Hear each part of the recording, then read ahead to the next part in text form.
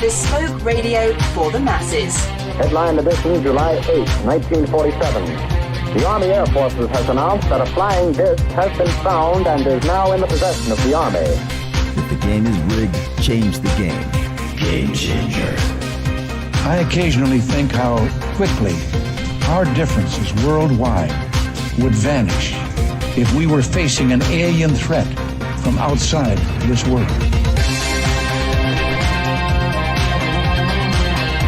This is Fade to Black with your host, Jimmy Church, on the Game Changer Radio Network and KGRA, the Global Radio Alliance. I need your help to get to the year 1985. You're listening to Fade to Black with Jimmy Church on the Game Changer Network.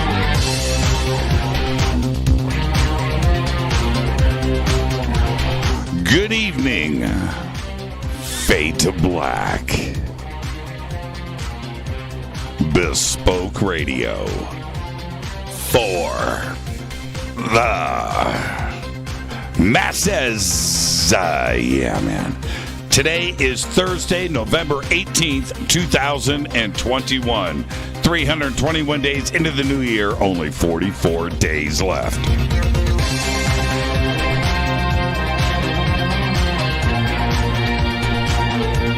We are live from a bunker somewhere in the middle of nowhere. A total undisclosed location. But it is beautiful. That's right. I would like to welcome everybody listening all around the world, all across the United States. Hither and thither, to and fro, back and forth, up and down, east and west, north and south, far and near. This is Fade to Black for KJCR, the Game Changer Network, and the UnX Network. Race Hobbs, Margie K. I'm your host, Jimmy Church. What is cracking, everybody? How you doing? All right. Yes, the night has arrived. Tonight is our world premiere release and celebration of the film The Observers. Tonight, my guests include Linda Moulton Howe, Whitley Strieber, Richard Dolan, John Greenewald, Debbie Cobble, Leon Kennedy, and Roger R. Richards. Is that enough for you, kids? Can you handle that? That's tonight, hanging out with a bunch of my friends. So excited about all of this. In just a minute, I'm going to have a very special guest come in here and join me. But that's a surprise. I would announce it now. No. Just like I was surprised yesterday, you'll be surprised in just a minute. I do want to announce that I spoke with Lue Elizondo earlier today. He could not be with us. Wants to be here. But Lue is getting it done right now for this community. And I'll say this. He is at a real secret, undisclosed location. That's right. Speaking with peoples about this. But he said to me, he said, Church, he said, hey, it's about to go down. And you get that from Lou, and you just back up and you go, okay, all right, I'm good with that. But he wanted me to tell everybody hello. He's very proud of the film, and to thank all of you for your support. And we will have Lou on the show here very shortly, and as soon as he breaks free from all the secret stuff. All right. Follow me on Twitter at JChurchRadio. Start right there at JChurchRadio. The Sandbox is hashtag F2B on Twitter. We don't bite. Come and hang out with us there. And we have all the chat rooms open over at the UnX Network and YouTube. You know what I'm saying? YouTube, Facebook. What is going? I'm watching all of you. That's right. I stalk. I lurk. I creep in the shadows. Yeah. Any questions during the show tonight? Please use hashtag F2BQ. Hugh. Let's get to the breaking news. More than 5,500 silver coins buried by a river about 1,800 years ago are in the hands of archaeologists. That's right, following the hoard's discovery in Augsburg, Germany. At the time of the coins' burial, the Roman Empire was, of course, in full swing with its coinage reaching all corners of its territory and beyond. These coins are denarii, the standard silver domination during the 1st century. And that is nuts. Well, check this out. The dreaded polar orbit. Increasing orbital traffic isn't just an issue above Earth. Oh, no.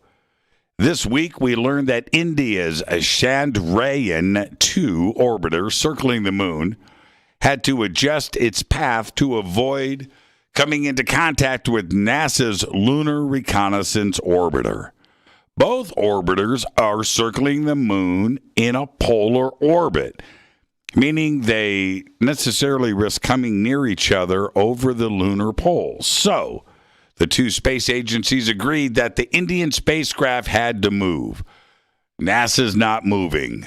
India's got to move. So they both agreed, and the Indian spacecraft had to perform a collision avoidance maneuver back on October 18th to shift its orbit to avoid any future close calls. Absolutely nuts. India, it's going to be you. We're not moving. We're not. Yeah, you know, that argument lasted about 4 or 5 seconds, and that was over. Let's get this show cracking. Happy birthday to today, the one, the only, Owen Wilson, 52 years old. Zoolander, Meet the Parents, Rushmore, The Royal Tenenbaums, Bottle Rocket. Absolutely fantastic and funny actor. Kirk Hammett, who led my list of, you know what, I'm not going to go there. Today, Kirk Hammett is 58 years old. Bass great. Rudy Sarzo is 71 years old. I've known Rudy for a very, very long time. I don't know when we first met. It was sometime in the 80s. Had a studio together for many, many years and did a lot of work together. Very, very close friend of mine. Today, 71 years old. And he looks exactly the same. He does. As when we first met. And happy birthday, Rude. And you the man. Kim Wilde today is 61. Kids in America. And Nickelback's, nah, not going to do it. I'm so tempted. Our dead guy's birthday today is Al DeVoren. 1922 to 2004, died at the age of 81. Al was a promoter, a concert announcer, and a talent agent who worked with Elvis Presley. He was Elvis's first manager before Colonel Tom Parker. That's right. But that's not the cool part about Al. Nope. It was Al who announced after each Elvis show, Elvis has left the building. Happy birthday, Al. After announcing for an Elvis tribute show in August 2004 in Coachella, California, Al was killed in a car accident on the way back to his Las Vegas home. Happy birthday, Al. On this day in history, 1978, People's Temple founder Jim Jones leads 909 of his followers to their deaths in a mass murder-suicide at their commune in Guyana. All right, fate or fact? Let me, I got to click on something here. I have to click on something. Fate or fact? In 1953, a member of the Indiana Textbook Commission attempted to ban reading Robin Hood. That's right. Couldn't read Robin Hood in schools anymore. Why? Because it taught communism. Some things you just can't make up. Can't make it up. That's a fate or fact. Look at that video right there, Sean from NorCal. Rudy Sarzo, man, with that That was like the PV Quiet Riot Japanese black and white rising sun base. I think that was a PV. Could be something else, but check out Rude. Love that. Fade or Nots are the absolute very best. Listen, I've been celebrating all day long. I have been drinking. I've been consuming copious amounts of illicit materials. And I did most of that before my show today with Christina Gomez. And I thought to myself, I said, hey, after doing that today with Christina, what do I do? I felt bad. I was on her show and I was celebrating. I thought, you know what? I'm going to see if Christina wants to come in tonight and celebrate with me. So I'm going to say it right now. How you doing? Hey, Jimmy. How you doing today? I'm doing fantastic. And I just had to bring you in tonight. I had to bring you in for a minute. I know that you just watched the film. Had a great, fun time with you earlier today on your show. But here we are on Fade to Black in the world premiere of The Observers. And I know that you just wrapped the film. What'd you think? I literally just finished it right before you called. And I think overall, this movie is simply a great primer for those that are just newly being exposed to the topic. And throughout the whole film, it forces you to ask questions. And you're getting all these different aspects that I feel like it's geared to so many different people depending on what your beliefs are. You kind of have a religious aspect to it. You have the more like anecdotal aspect when you're talking about greys and reptilians, and then you have a more scientific aspect. So I feel like this film overall incorporates a bunch of people's ideas, and regardless of what you believe in, it makes you ask questions. And that's what you do best. And while I am making my next statement and question to you, Christina, I'm going to ask you to switch your microphone over to your Shure, because I think we are using another microphone. Watch this. She's going to go, Jimmy, that's why you are the radio professional. See, I don't use Skype, so I thought it would do it automatically, but it seems like it didn't. Now see how I am a radio veteran. I'm a radio veteran. Christina, but this is the thing. The one thing that I know about you, you are constantly researching, you're constantly reading, you're watching things, you're learning. So you've got a pretty good barometer of material and if what material is. And how did the film impact you? Did it send you a vibe that the rest of the world is going to understand? I sure do hope so. And I took quite a few notes throughout the film that I did want to share with you. I know you did. Okay. All right. Give me some notes. All right, here we go. We'll go from the beginning to end. I got 10 minutes. Let's do this. So the first thing that I thought was interesting, which was what Richard Dolan had mentioned near the very beginning of the film, which was this UFO-UAP topic went from a threat to a challenge. And there was later on throughout this evolvement of how the government is considering the UAP topic, they're starting to say, oh, we simply don't know what it is. And Lue later ended up saying, you don't see it until you see it. You don't know what it is until you know what it is. Right. And I feel like that's very appropriate to say for this field and also for the paranormal and the supernatural. Now, later on, there was a mention that the 11th hour, right before the film was ready to be closed up and do the editing, Lue decided to do the interview because of Mr. Jimmy Church. He has some connections. Mm-hmm.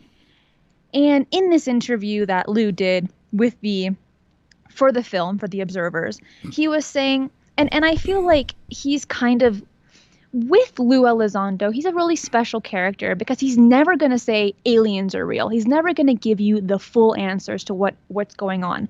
Instead, with him, you really have to read in between the lines. He's very careful with the words that he says and how he says them. And I think for a lot of people, they might not agree with how he says things because he's a counterintelligence officer.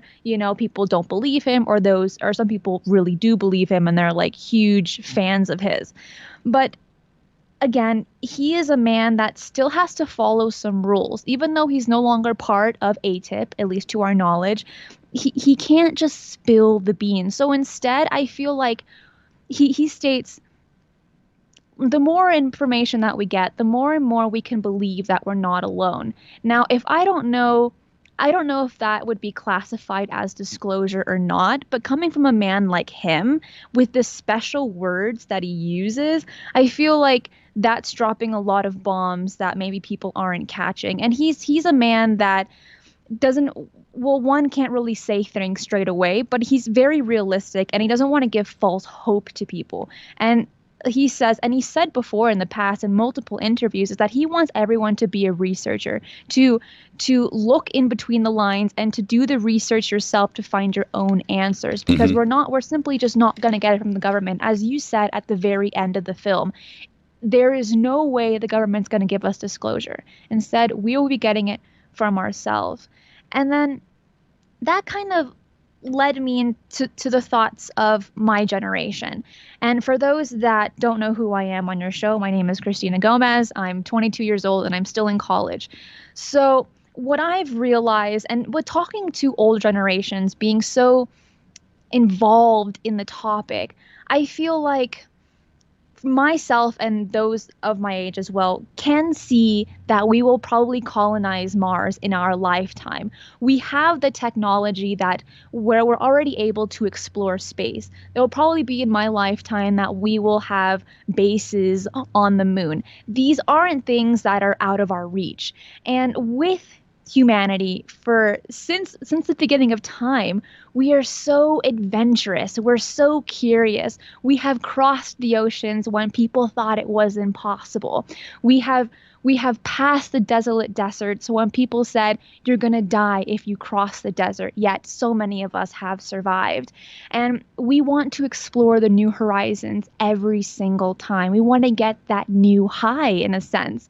And that isn't going to change. Right now we're traveling space to the best of our ability, and who knows what will be in the future.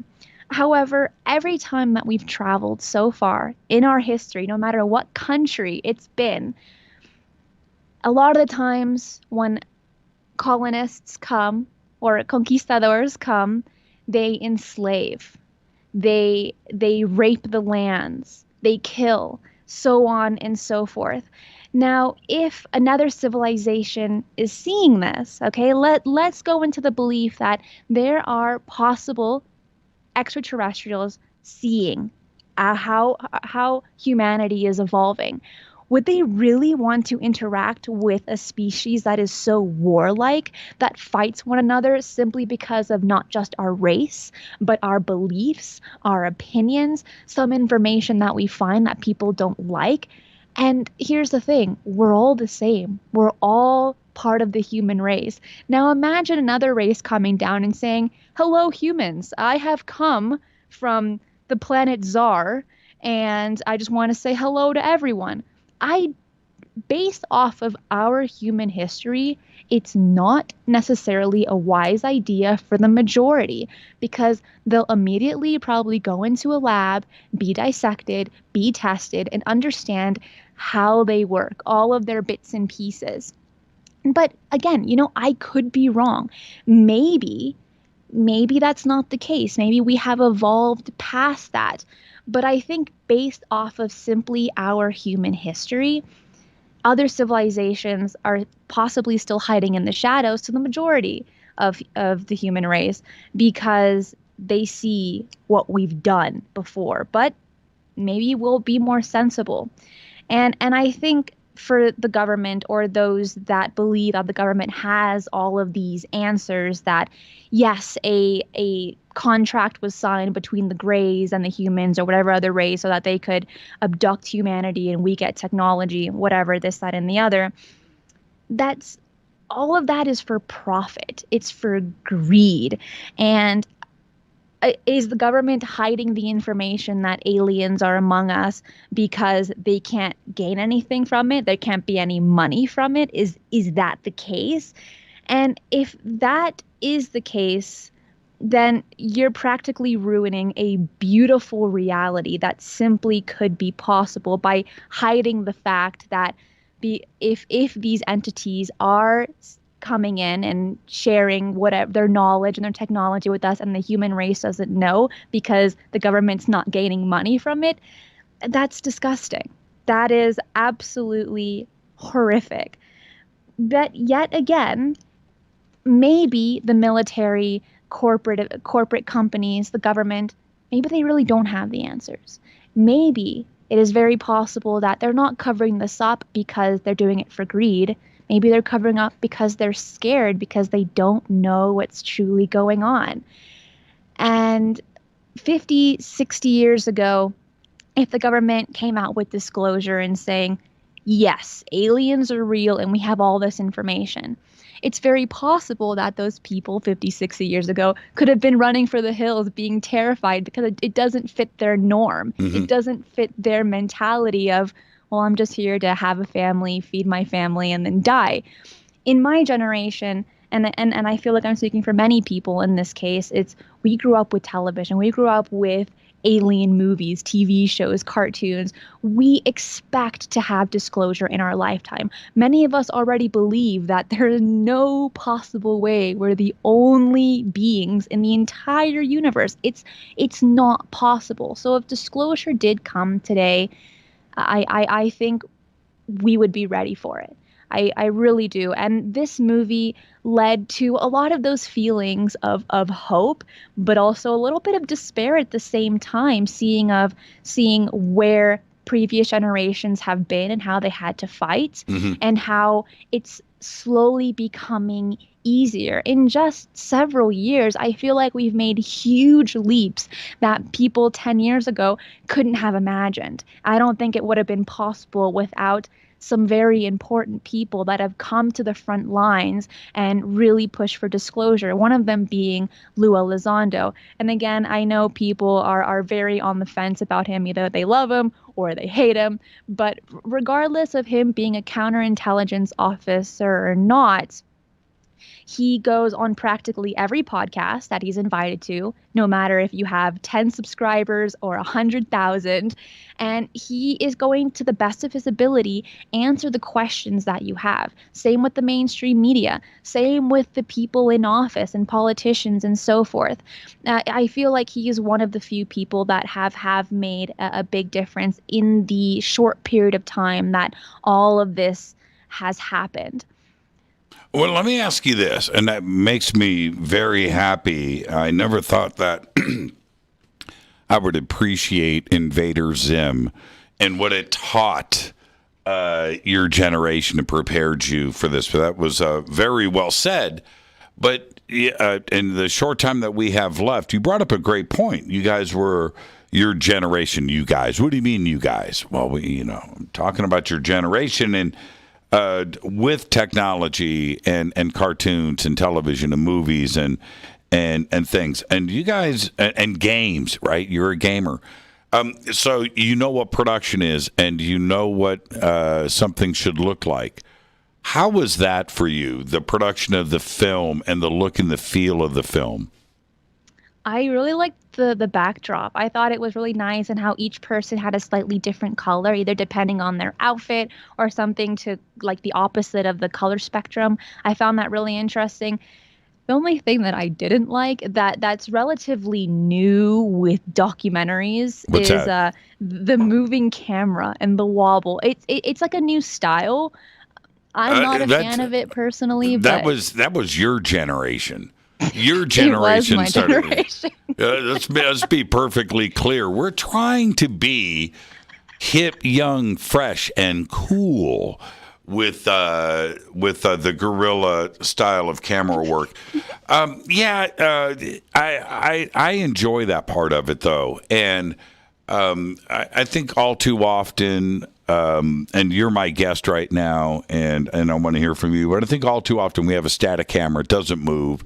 and you're looking at that, and having some motion in there allows you to stay focused and not get lazy. And that's my take, and hopefully that's why Roger put that in the film. But I've always felt that, when you're sitting and looking at something still for a long time, you get a little bit lazy. Well, I want to thank you for taking the time to come in tonight, because it's a very cool night. I wanted to celebrate with friends, and I really needed your opinion on the film. And we'll talk more about it in the days and weeks ahead. I think that this film's going to have a lot of impact. But your insight is very valuable. Christina, thank you so much, and thank you, Invader Zim. Thank you, Jimmy, for having me on tonight. Christina Gomez, also with us here on the UnX Network. Now, we've got a very busy night in front of us. We have coming up after the break, Richard Dolan joins us. We've got Linda Moulton Howe tonight. We've got Whitley Strieber. We've got John Greenewald, Debbie Cobble, Leon Kennedy, and Roger R. Richards. We are celebrating the world premiere of the film The Observers. The link to watch the film is below in the video description box. We've got it up all over social media.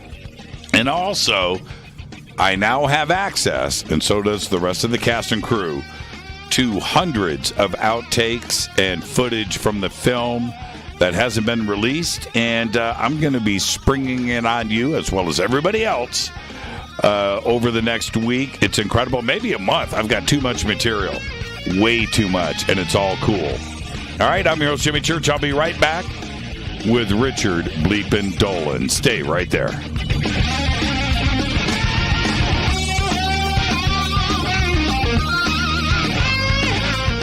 This is Nicole Church, daughter of you-know-who, and you're listening to Fade to Black on JimmyChurchRadio.com and the Game Changer Network.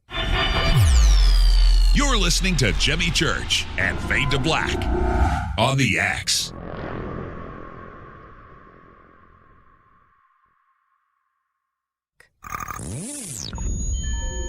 You're listening to Jimmy Church, Fade to Black. Fade to Black will now pause for alien identification. The station that talks the net. Introducing the Game Changer blend from Rivermoon Coffee that delivers a customized blend made specifically for the Fadernauts. If the game is rigged, change the game. It's a bolder cup with some bite. Game Changer is the coffee of choice for those that prefer an organic dark roast that is slightly lighter and milder, but it's still dark. With wild notes of pecans and chocolate, with a rich, balanced, full-bodied cup that is roasted to perfection for a great coffee to start your day, as an after-dinner coffee or anywhere in between. Artisan, small batch, roasted to perfection. USDA certified organic, all Rivermoon coffee is freshly roasted and packaged in the USA. Just go to rivermooncoffee.com or click on the banners over on our site and use the promo code F2B Blend for 15% off of your order today. rivermooncoffee.com. This is the only way forward. This is Fade to Black. Make contact. This is Jimmy Church of Fade to Black, and you can get our podcast for just $2 per month. All you have to do is click on the podcast banner over at jimmychurchradio.com. Hi, folks. It's troubling times, and fear is pushing emotions, which in turn pushes health the wrong direction. Do you ever get an ache because life is uneasy? Try Life Change Tea at gettheti.com. Life Change Tea works on your digestive tract, helping to move food through quicker and comfortably so your health is spot on. Life Change Tea may not help with world issues, but it will help with your digestive issues. A glass a day helps keep the intruders away. So, change your life today. Log on to gettheti.com. That's gettheti.com. If your health game is off, get on by ordering Life Change Tea. Gettheti.com. And while you're on our site, look around at the great non-GMO organic supplements. And if you're a sales shopper, go to our specials page and see what's for you. I've been drinking the tea for 12 years, and I'm sure glad for its health benefits. Again, that's gettheti.com. Gettheti.com. the tea that makes you go. The new KUNXDB, the UnX Network, bringing you the best in paranormal programming in premium high-definition streaming audio and video. Log on to the network at unxnetwork.com and check out the growing lineup of programs, including Jimmy Church, Whitley Strieber, Micah Hanks, and many more. Sign up for the free UnX newsletter, follow the UnX blog, or pick up the latest edition of the UnX magazine. Be sure to follow us on Facebook and Twitter. So check us out at unxnetwork.com. Tap the show page and the calendar so you never miss your favorite live shows and podcasts. We are your portal for all things paranormal. The X, explaining the unexplained. 9 out of 10 geneticists agree. Fade to Black is not your father's radio show on the Game Changer Radio Network. Hi, this is Rob Reiner from Anvil, and you're listening to JimmyChurchRadio.com. What's up? I'm Chris. What up? This is Kyle Massey, and you're listening to Jimmy Church Radio.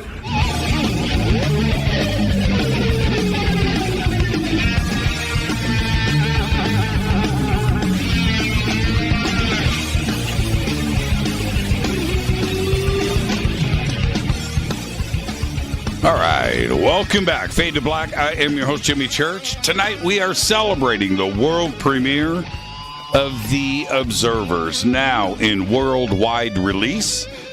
And coming up tonight, right now, of course, Richard Dolan is joining us.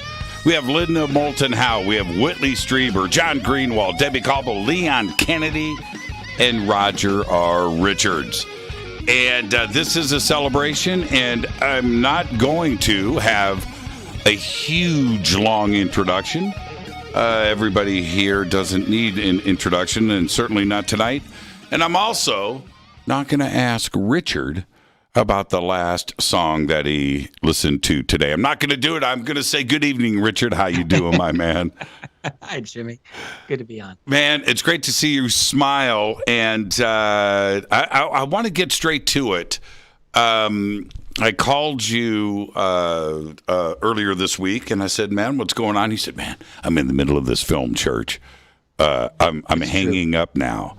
And I got a click, and you went straight back to it. I'm proud of you, man. I want to thank you. It took me forever to watch it, but it wasn't because of lack of interest. I just didn't get to it. But I was glad to be in it. I was proud to be in that film, The Observers. I think it's really good. I think it's strong, and it was shot beautifully. I think that the folks that were in there, everyone had a particular perspective to provide, and it really covered the alien presence in a very kind of holistic way, I guess we could say. You know, starting off basically talking about all the recent news that's gone on in the UFO field. What does that mean? But what I really liked is that it just went, it kind of went deeper by degrees into the subterranean history of all of this, and then really ending with what the hell are these beings doing to people? Like that, by the time they got to Deb Cobble and interviewing her, and people who don't know her, she was the subject of Bud Hopkins' second book, Intruders. Mm-hmm. A major story there. So I actually, you know, it was nice to see how the film just kept going, like layer by layer, just seemingly, to my view, just going deeper into what are we dealing with, and then of course the future of our own society and civilization, which I'm not the only one who cares about that. You know, everyone else had something to say about it, and it was very interesting. I want to say this. I'm going to do a little exposure here. Something that only you and I know. We kind of kept this away from the rest of the cast and crew. But you had a very bad cold. And yes, so I'm sitting there with you for everything that was shot and was it.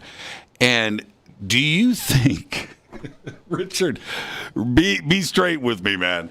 Do you think the fever that you were running at that time allowed you to maybe think and approach things differently and say, because I was sitting there thinking about, did Richard really just say that? He's going into a zone, right? And you and I talked after that. We spent a long time out in that parking lot discussing things, hours and hours and hours. But you went there, man. You got into the zone. Was it the fever, or were you just ready to get some things out? It was a little of both. I don't think I had a fever, but I did have a cold. I was not feeling well. Right. And everyone's like, "Oh my God, do you have COVID?" I'm like, "Stop, stop, stop." That'll be our little secret, Richard. Oh man.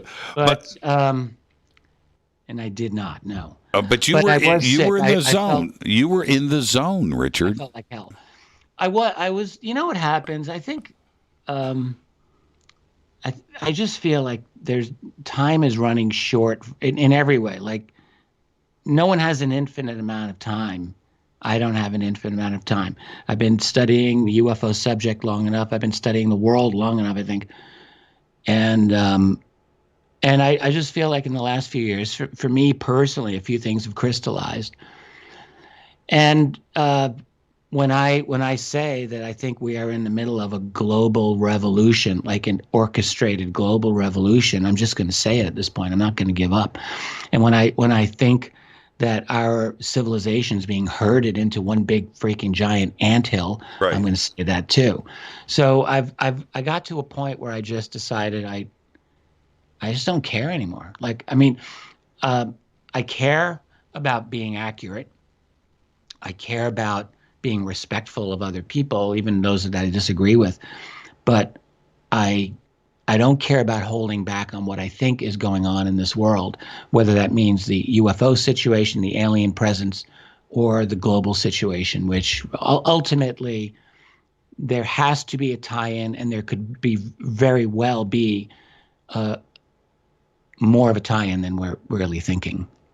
I don't want to hold back anymore. Did this position that we find ourselves in today as hosts and researchers in this subject, and I'm speaking, of course, of the cast in this film, that this moment has come up on us pretty quickly, and it is like go time now, and we have to continue the action, right? This is not the time to relax, is it? No, unfortunately, that's true. And you're right about this happening fast. Like, I did an interview with someone just the other night, and I don't have to get into any competitors, but it was a good interview. And he was saying the same thing that I've been thinking, which is like, you could see that there would be dramatic changes coming in the future. This is, I think, this has been in the works for a long time, this kind of global transformation. I've talked about it. I've written about it. I've seen it in my mind. I knew it was happening. And yet, this is so much swifter, so much more comprehensive than I had imagined, I have to say. Like, I could not have imagined the last year and a half, 2 years almost now, to be as dramatic a transformation of global society as it has been, and it's not done, and this is not a good thing. This is not a good thing that we are in. People really need to understand. I think many people do. So, in that kind of a situation, when you're standing and you're watching the entire civilization that you grew up with and that you loved and that you knew as intimately as a person could know. I've spent my whole life studying the history of our species, the history of Western civilization, the development of global civilization. Like, it means a lot to me personally. And when I see it being subject to really what I feel is a fascist global totalitarian takeover right before our eyes, yeah, it breaks my heart. And how silent can I be? Right. So some of that came out in the film. And I don't think that this film could have been made 3, 4, 5, or 10 years ago, and it wouldn't have the impact that is certainly possible now with the timing of it. But the other part of this film is that this is current. We just shot this like a month ago, right? Yeah, that was amazing. And here it is. We're in a worldwide release. Yeah. So yeah, that's kind of amazing. Well, you and I were together in July. Yep. So that's just a couple of months ago. But I know you were shooting after that. Yeah, that's remarkable. That's a quick turnaround time, and it doesn't look like you just slapped it together. It looked very nicely put together. I got to say, it's a film that I'm telling you, this is not a shameless plug here, but I am proud to be part of it. And I do want to recognize Chris Issa, the main editor of the film, who was also a cameraman, who was also and Renee, who did the music. Was he the one who was moving around the studio, shooting us in all these? No, that was. I think you're talking about Sam. Oh, yeah. You know what? The best part of what they were all good. Everybody was passionate. Adrian and Maureen and of course Leon. Yes. All of the crew. They're all experiencers, right? And we had great conversations with them. No, Sam. There was a moment when we were shooting and shooting and shooting.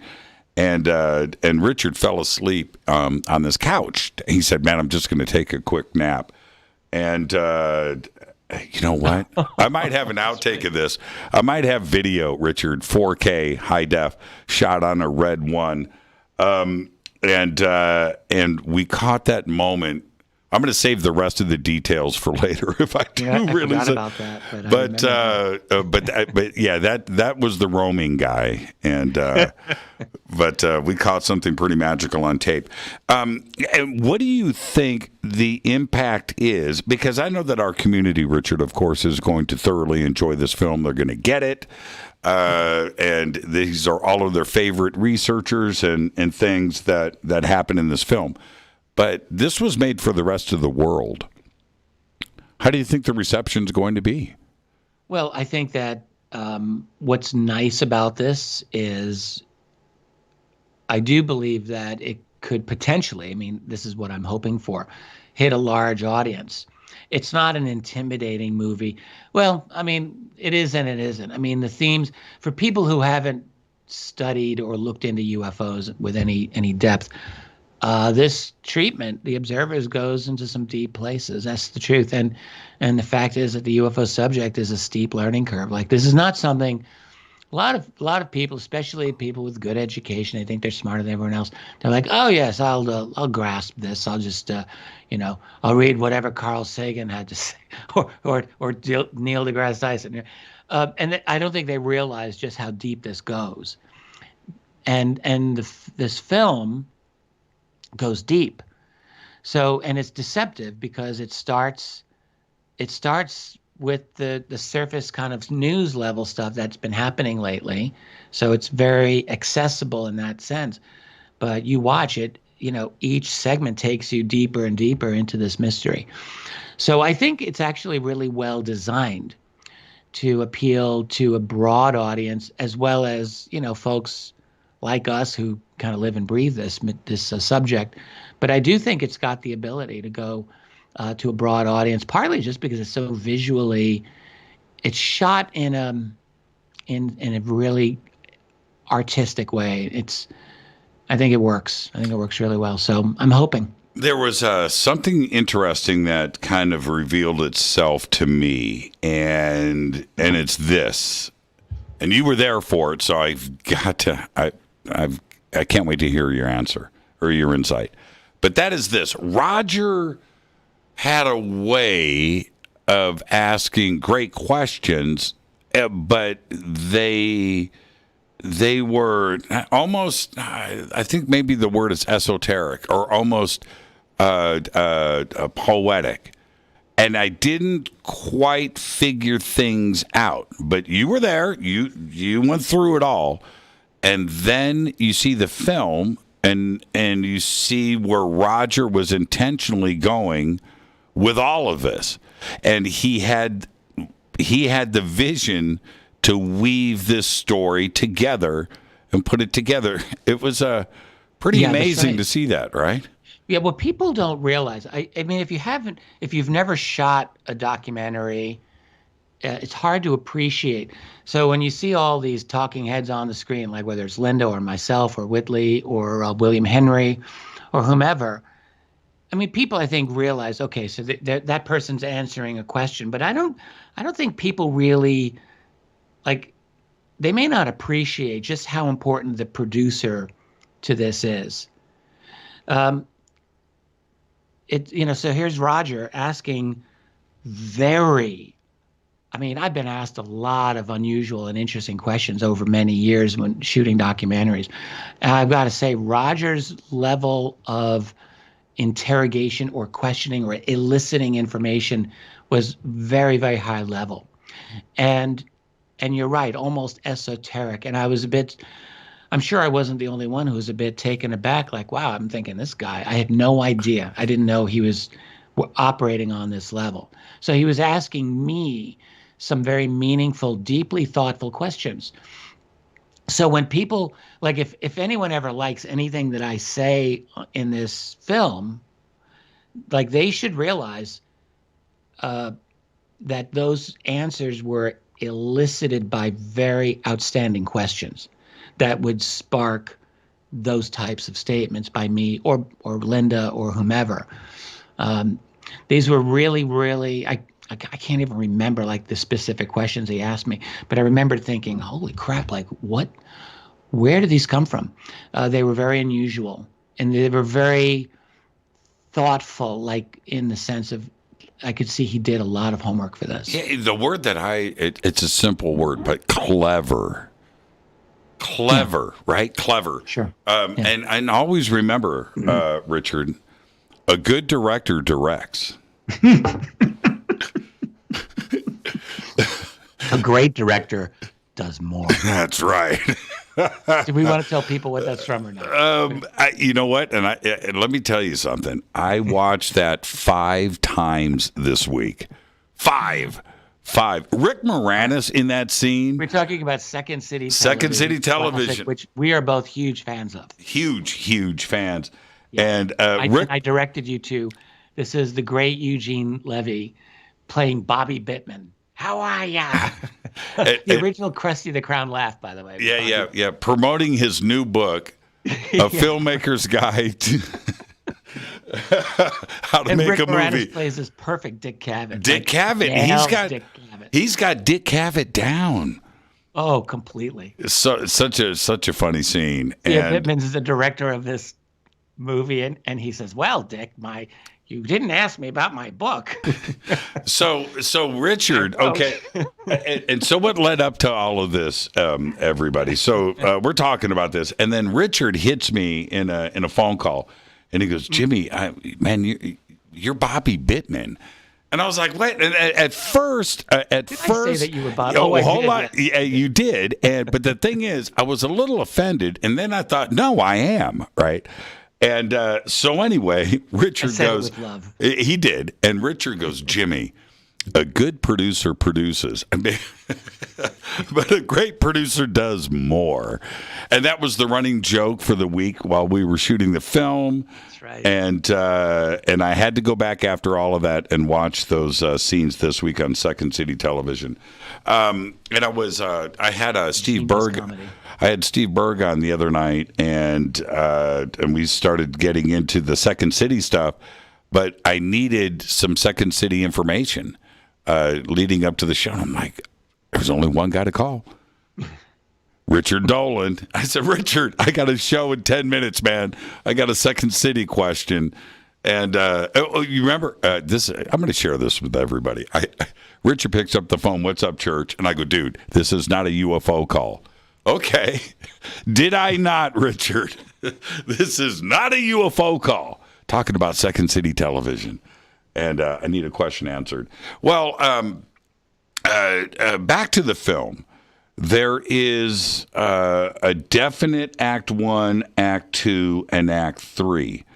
But it hit me as a definite build-up. There's a crescendo that happens at the end of the film. Oh, yes. Did it get intense for you in that Act 3? Yeah, I think I think that was actually my favorite element of the film, because it started getting into questions of human existence. You know, you hear guys like William Henry, who knows an awful lot about artificial intelligence and future tech. It was really great to hear him talk about that. To hear Linda talk about, you know, the destiny of mankind. And I know I was in there, and like we all had, it was like the time for a grand vision and for deep truths. So I felt that it was handled, it was just very, very beautiful. I liked it. I was very happy with it. The contributions from Whitley in the film. Whitley, oh my goodness! Right, Yeah. And I want to say this, that you know, Whitley and Whitley and Deb Cobble. Yeah, Deb Cobble Talking about, well, I'm sorry to jump on you. I just have to say this. Whitley talking about what will happen if we have disclosure to all of us who have been abducted. Are we going to get any kind of justice? Are we going to get any kind of recognition for what the hell we've gone through? And like those of us who know Whitley Strieber, like we know, I'm going to tell the world, that man has been living in pain. You know, like he's famous, people love him, but he lives in pain. And I know he misses his dear wife, Anne, but he's also, he's had, like, you can just see when you watch this man, like he's still struggling with a life, well, nearly a life, half of a lifetime of alien encounters, and trying to understand them even now the best he can, and partly feeling inspired and still partly feeling violated, I think. Yes. And I think you could say the same about Deb. Yeah, absolutely. And Whitley, because he has been with us for so long, you know, going back to the 80s with Communion, of course, we've heard a lot from him. And this, for me, I'm hearing Whitley expose himself, his emotional side, like he's never done before. Like, this is go time for Whitley. And that was very strong. And he was sitting in between us for a few hours, and he really had our attention, didn't he? Oh, absolutely. Yes. The thing about, I mean, Whitley is just, he's not just a great writer. He's such a superb writer. I admire really good writing. And there's not a lot of great writing in the UFO field. We just have to be honest about that. But he is a superb writer.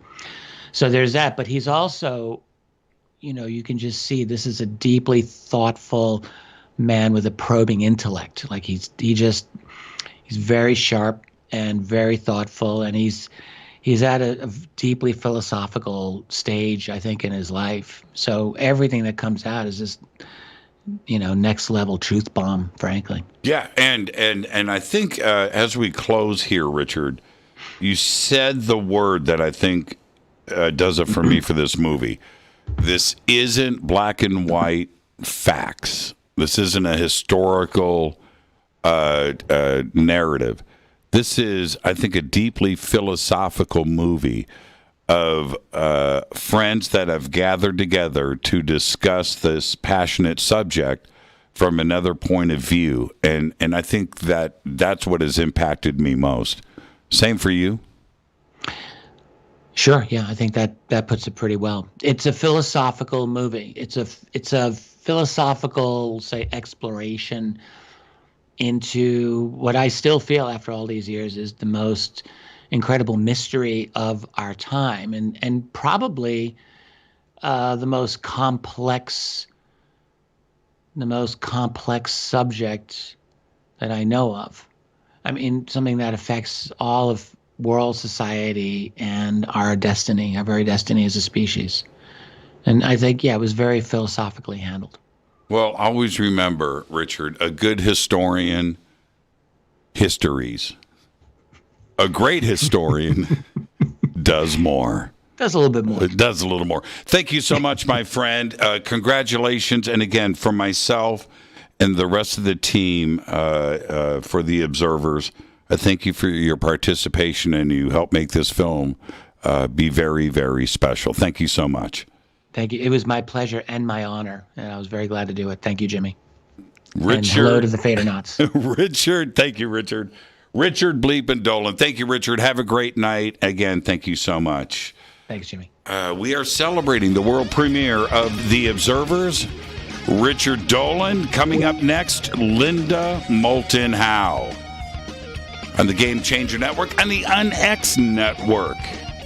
I'm your host, Jimmy Church. This is Fade to Black. Stay with us. We'll be right back.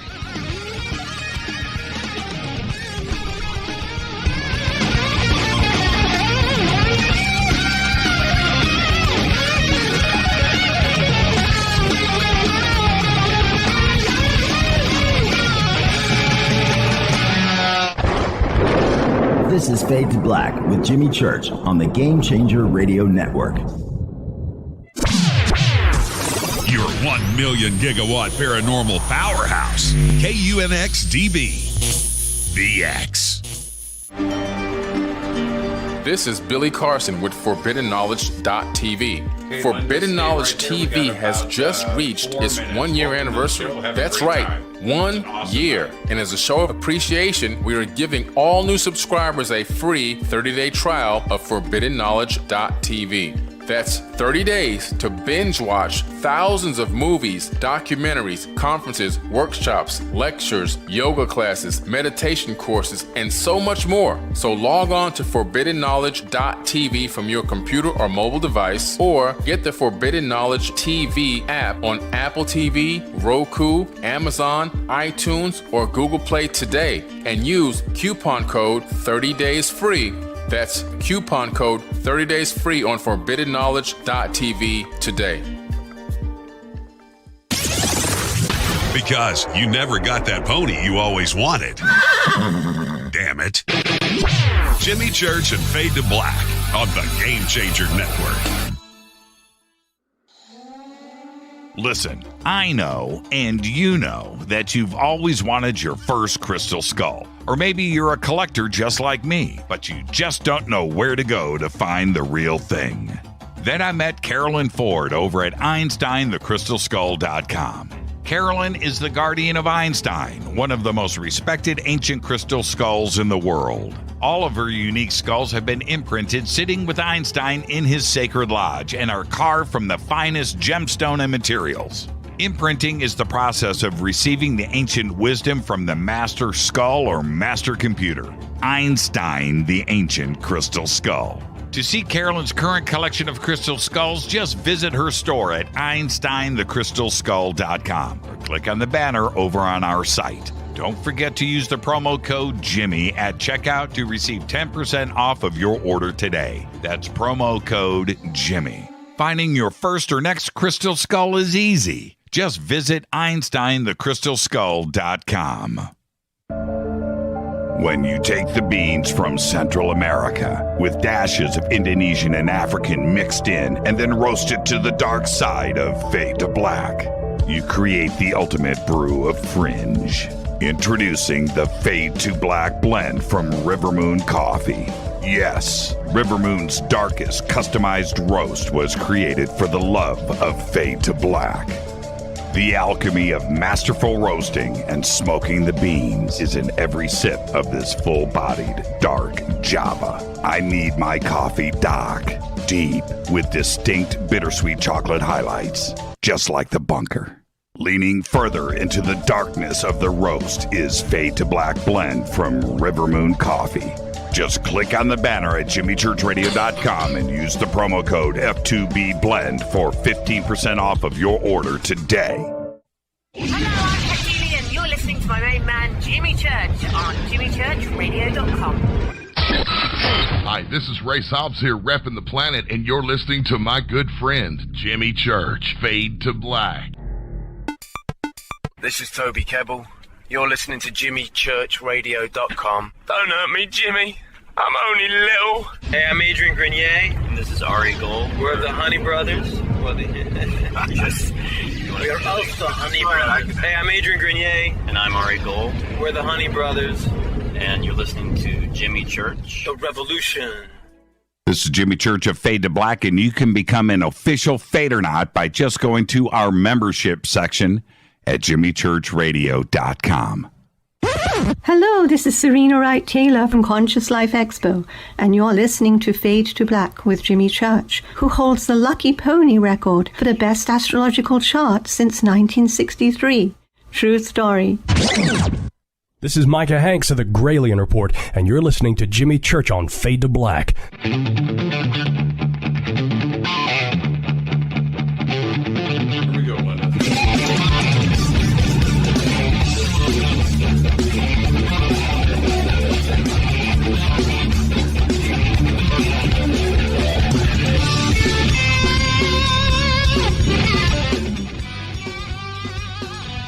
All right, welcome back. Fade to Black. I am your host, Jimmy Church. I ran a hot mic during the commercial break. You guys got to hear everything. That was cool. You got to hear me say, "Here we go, Linda," on the talkback. See, normally you don't hear that stuff. You don't see the behind the scenes. You don't hear it. And also tonight, as we celebrate the world premiere of The Observers, no long introductions. No. We're going to go straight to it. I'm going to say, Linda Moulton Howe, how are you tonight, young lady? Hello, Mr. Church. Maybe you're going into the bounds of exhaustion.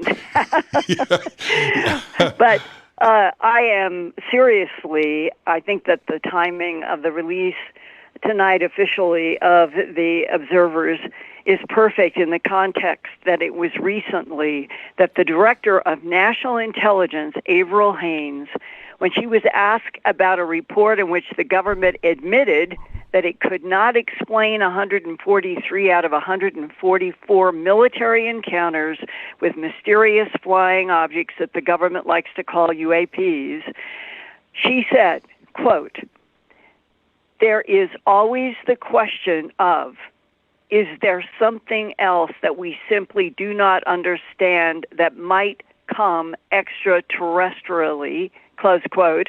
And back in the end of the UAP UFO countdown at the end of June, only 4.5 months ago, she said, quote, "Whatever this is, it is more complex than we can possibly imagine," close quote. And she is the most senior government person to imply an alien extraterrestrial link to UAP UFOs. And Nelson, the head of NASA now, he has said that he thinks that there should be the consideration that the UAP UFO phenomena is extraterrestrial. And all of this, Jimmy, has been happening since the 180-day countdown. Yeah, it's been incredible. It's been an incredible ride. And to have this film premiere in the middle of this madness, the timing couldn't be better. Linda, I wanted to ask you this. You've been in production, in TV, in broadcast, in media for a very long time. And you know film, you know television. You participated in this film, of course, but then you got to see it. What impact did it have on you?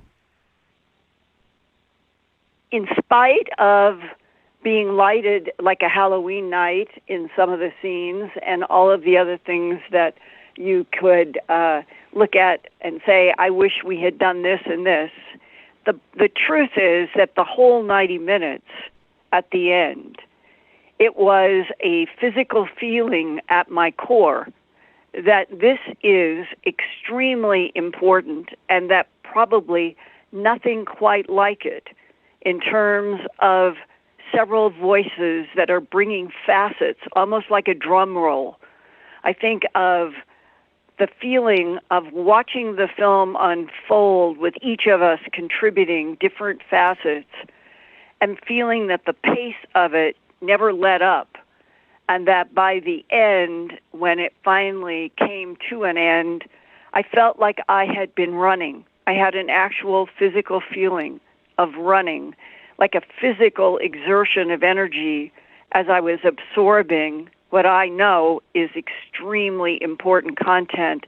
And I know that what I heard and what I shared as an observer are facets of real truth that the government of the United States and other governments of this planet have been hiding for certain since World War II. That is when the first discoveries through Foo Fighters and silver discs that could run rings around RAF fighters, it was very clear that Churchill and the Truman and then Eisenhower, that mix of people, they knew that they were dealing with something that was not earthly. And that's how MJ-12 came to be born in 1947 along with the CIA.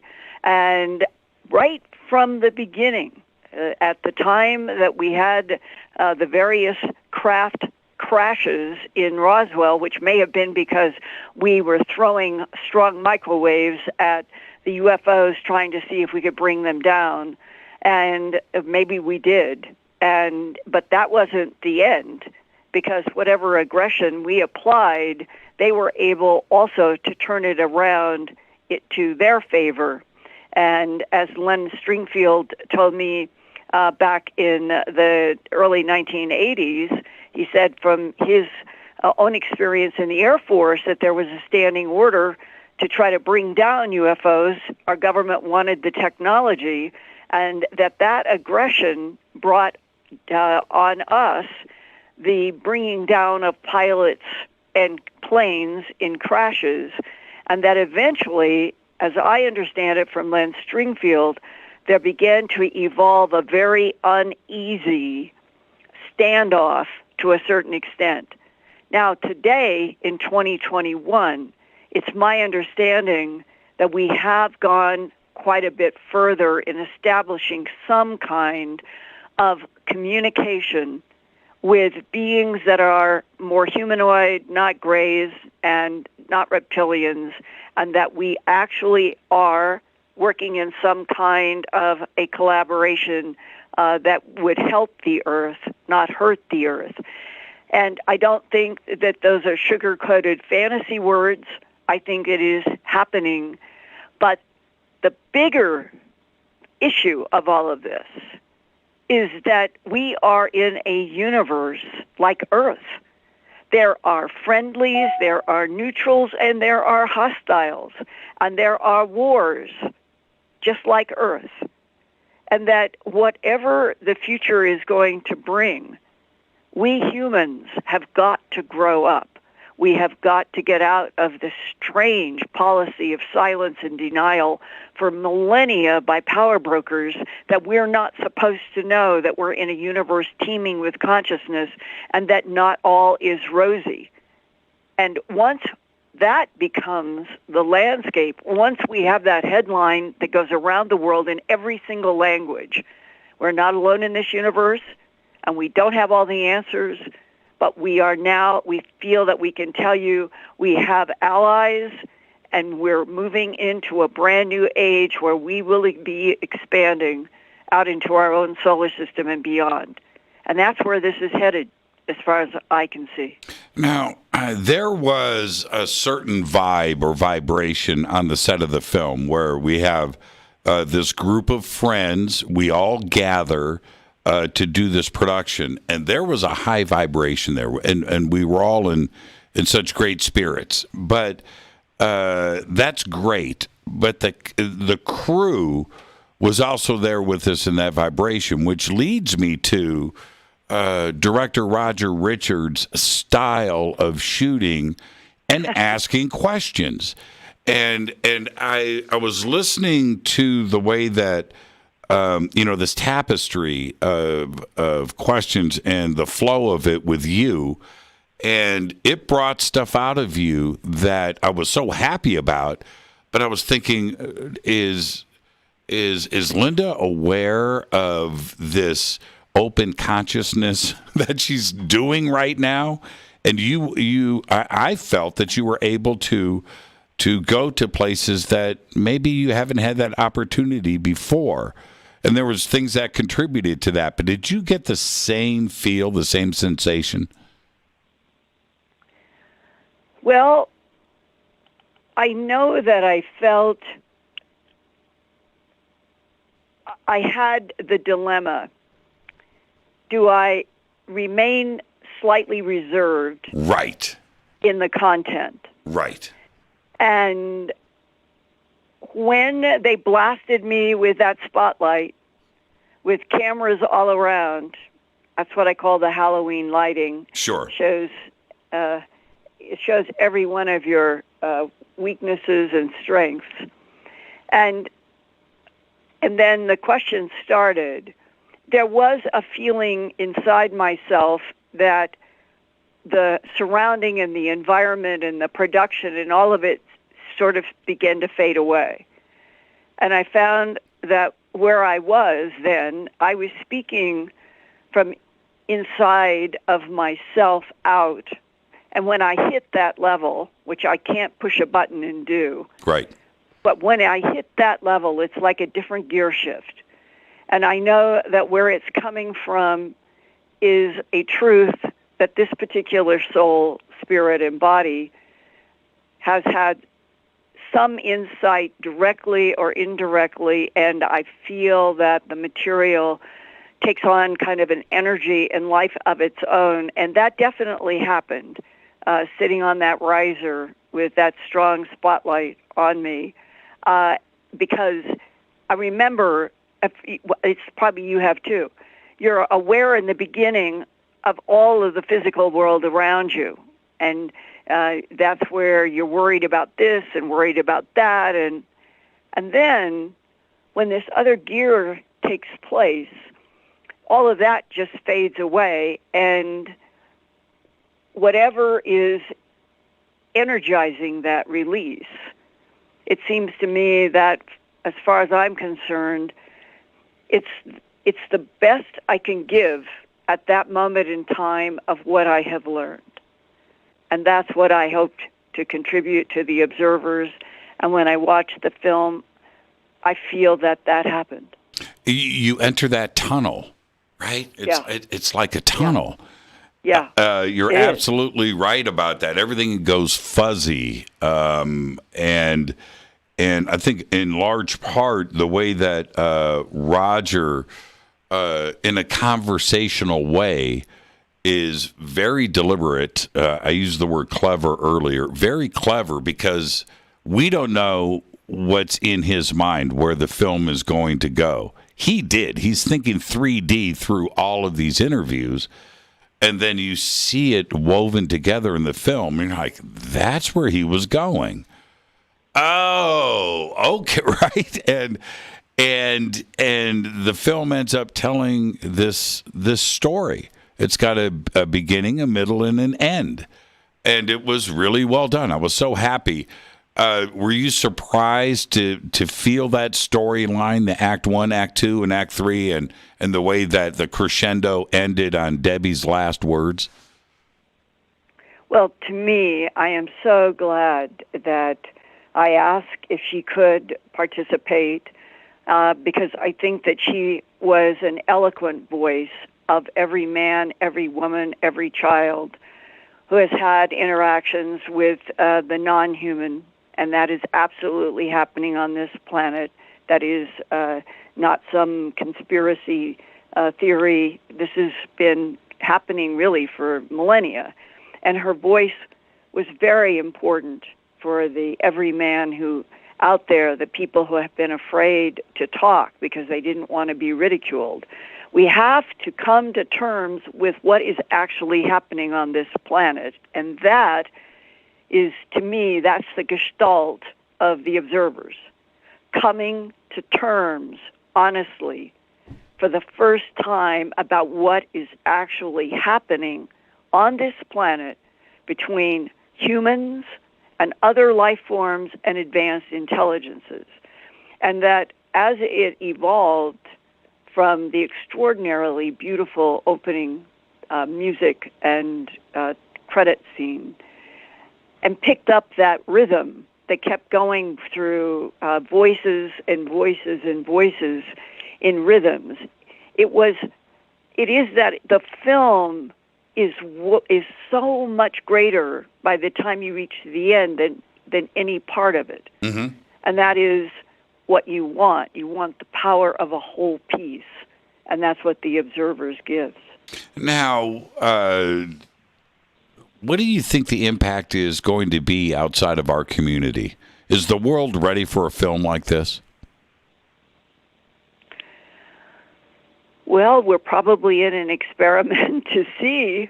I know that in my Earth Files YouTube channel that I have been doing now since the fall of 2017, and we are about to break through 190,000 subscribers, and I'm getting communications from around the world now more than ever, and from countries all over the place, and many, I would say all of the states of the United States, I now am getting communication. And in that acceleration, and it has been an acceleration since I started doing the Earth Files YouTube channel, the communication has moved from original questions about, is it true that, what about this? It's now powerful, personal communications about interactions with non-humans, interactions with Sasquatch, interactions with beams of light, interactions with the small to large balls of light, interactions with a variety of different beings. It can be in a bedroom, it can be in a car, it can be in a fishing boat. And it's as if something is releasing people to be telling their stories in such detail that I have hundreds and hundreds of letters in files that some of them are so powerful, it's like, what do we do? Some people do not want to be identified now because of the government sledgehammer going to anybody who, back in Roswell, when Mac Brazel had gone to the sheriff, he had seen bodies. That was confirmed for me by one of the radio broadcasters in Roswell in 47 who knew Mac Brazel, the rancher, who lived between Corona and Roswell. And he's the one who, at the 4th of July weekend in 1947, he had found all this silver material and strange, thin, beige-colored, sort of like sticks, sounds too primitive, rods that had purple on them. And he didn't know what it was, and he went to the sheriff in Roswell over that 4th of July weekend, and he said, somebody has to come out and look at this. Well, I ended up doing a lot of interviews with people who had lived in Roswell in July 47 at one point. And one of them was a host of a radio program and a good friend of Mac Brazel, and said it was the very week after Mac Brazel had gone to the sheriff. And the radio host was on the air, and the door opened, and he kept talking into the mic. He recognized who was coming into his radio studio. It was Mac Brazel. And he did one of those hunch with the shoulders and eyebrows up like, hey, I'm working here. And it didn't stop Mac Brazel coming in. And that really got to him. He said, when Mac didn't stop and go out, I knew that something serious was going down because he was a serious man. Mm-hmm. And the radio broadcaster said Mac walked right over to standing right in front of him while he was still on the air, still talking to the microphone, and Mac Brazel fell back, so to speak, a few inches against the wall, and his shoulders slid down the wall to where he was now on the floor. And Frank said, I hurried to get off the air and went into a commercial and said, what is wrong, Mac? And he said Mac Brazel looked up at him from the floor as if he was at the end of his rope and said, they're not green, they're gray. Wow. Quote, unquote. Wow. Mac Brazel, July 1947, to his good friend in the radio studio. And then that radio studio man never told anybody because Mac told him not to. And I'm sharing this because this shows everybody who was involved back in 47. There were a lot of people who knew this was real and that the government came in like a sledgehammer and told everybody to keep their mouths shut, including Mac Brazel. Are we still under that kind of pressure from the government today? Last night, in one of my segments on my Earth Files YouTube channel, I had an interview with a man who has asked me not to give his name, asked me to voice alter still in 2021. The state is Massachusetts, where this occurred. It was 3 years ago in 2018. He is in the healthcare world. He works in hospitals. But he also, because of the way he was raised, he will hire himself out to herd cattle and do ranch stuff. He loves that. That's almost like a vacation for him, but he also makes income. And he had been hired by a farmer that lived in the vicinity where he was at that time 3 years ago in 2018. And they were getting ready to go out to gather a herd of 54 cattle to move pastures. Okay. And my interviewee personally went on the search to round up those 54 cattle. And he could only find 53, got them back with help to the farm, and he said to the guy he was working with, we got to do something. We got to find that 54th cow because the owner who's paying us, he's depending upon us to get back 54 cows rounded up. Linda, I've got 4 minutes before the break, and well, I'll just finish it this way. Right. He took off, rode for 20 minutes. Nothing, couldn't see anything on the flat, and there was a big hill pasture, high, rose right up from the flat land, and he said, I'm going to go up there. And he said he got right up to the top of this hill pasture, and there was the missing cow as if it had been plopped down. No struggle, no tracks, not a single track around the mutilated animal on the top of a hill. Any blood? Nothing. No, dry. Dry. And over and over and over again, I've had sheriffs who have me come to do investigations with them in Montana, in Canada, and various other places. And one of the first things that I have always looked for, there are certain signs in the ground because there are so many evidentiary pieces that you can prove through soil compression that an animal has been dropped. You can even determine how high it was when it was dropped to the ground, hits in a crater, and that's why they can have broken bones on the inside. And that in this case, it's so clear that all these places where sometimes they've been dropped, sometimes they have been brought down by a technology that just freezes them in a spot, like on the hill, or they were brought up and dropped back on that hill. Any way you cut it, it reinforces what ranchers and sheriffs and deputies, and I've talked with hundreds of people. They've even seen the beams coming out of round circles of light in the sky. They've even seen animals rising in beams of light or being lowered in beams of light. And in 79 to 80, when I started working on A Strange Harvest, They would not stand in front of a camera, but they would tell me what they had seen. This story of 2018 that I had on last night, the kicker is that the owner called Otis Air Force Base and asked for somebody to come and investigate what had happened to his animal.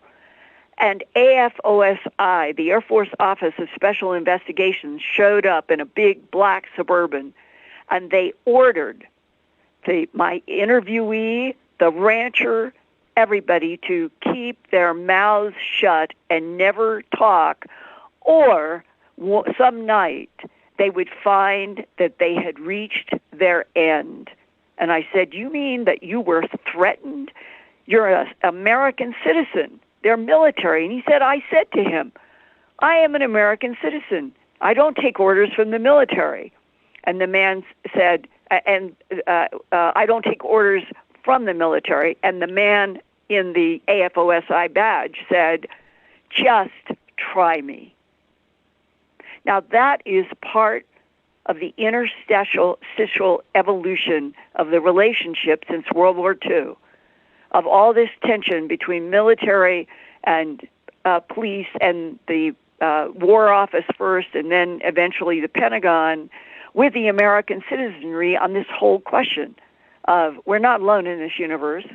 There are animal mutilations are being done by other intelligences.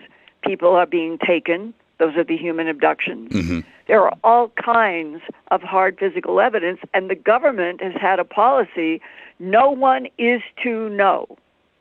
And right from the get-go, I personally think that weakens the entire human civilization, and that right now, the observers could be the beginning, finally, of the period on Earth for the first time in thousands of years that the power brokers let go and tell the truth. Linda, thank you on behalf of the entire crew of The Observers. Thank you. You helped make this movie so special, and thank you for sharing this very amazing and special night with me here and the rest of the Fadernauts. And I'll talk to you tomorrow. Have a great night. Thank you, Linda. God bless you, Jimmy. You're the best. Linda Moulton Howe. I am your host, Jimmy Church. Linda's contributions to The Observers is just incredible. The links for the movie to watch it right now are below in the description box. I am your host, Jimmy Church. We're continuing this celebration with Whitley Strieber after this short break. I'm your host, Jimmy Church. Stay with us. You're listening to Jimmy Church and Fade to Black on the X.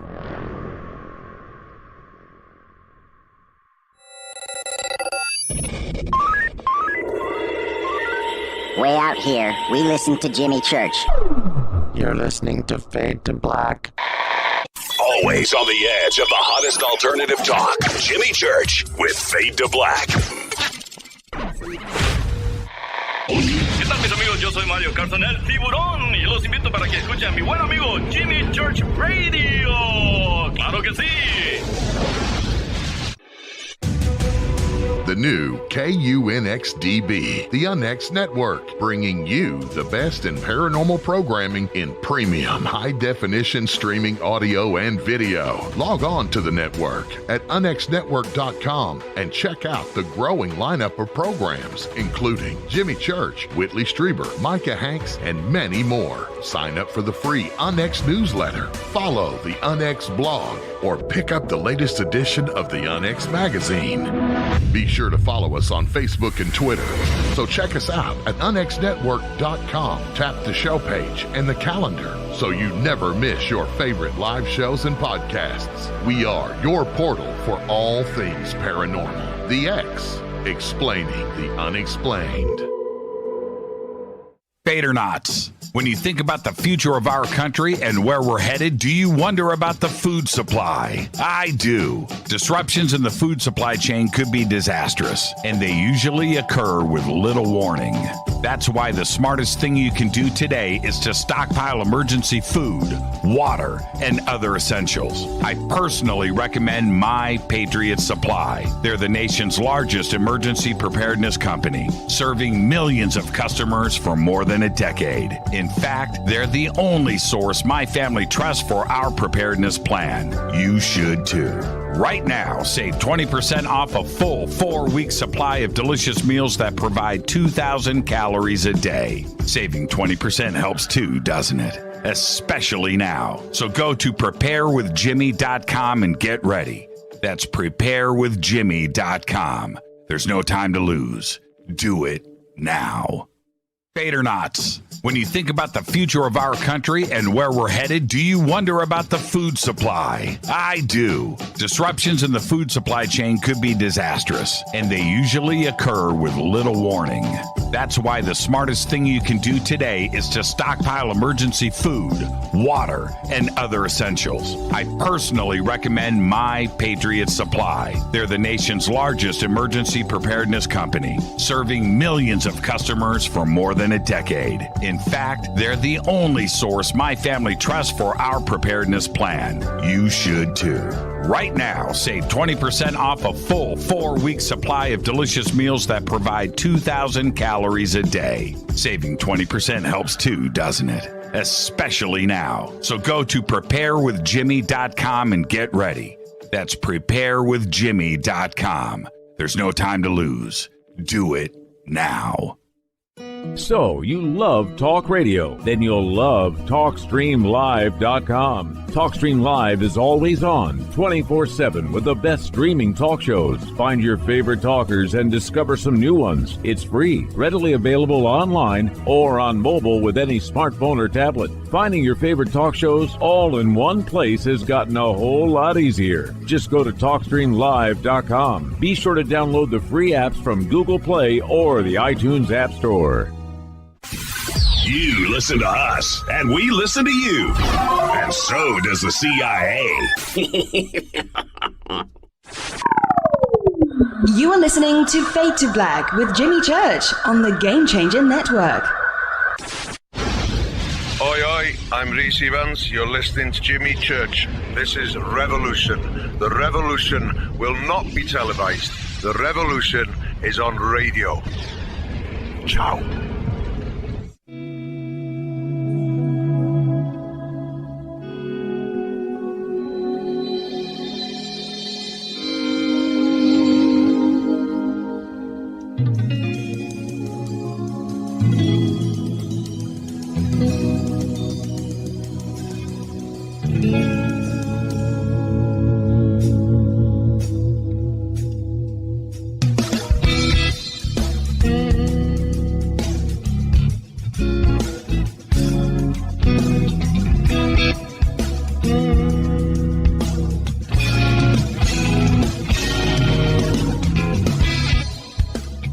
Welcome back, Fade to Black. I'm your host, Jimmy Church. Tonight we are celebrating the world premiere of the film, The Observers.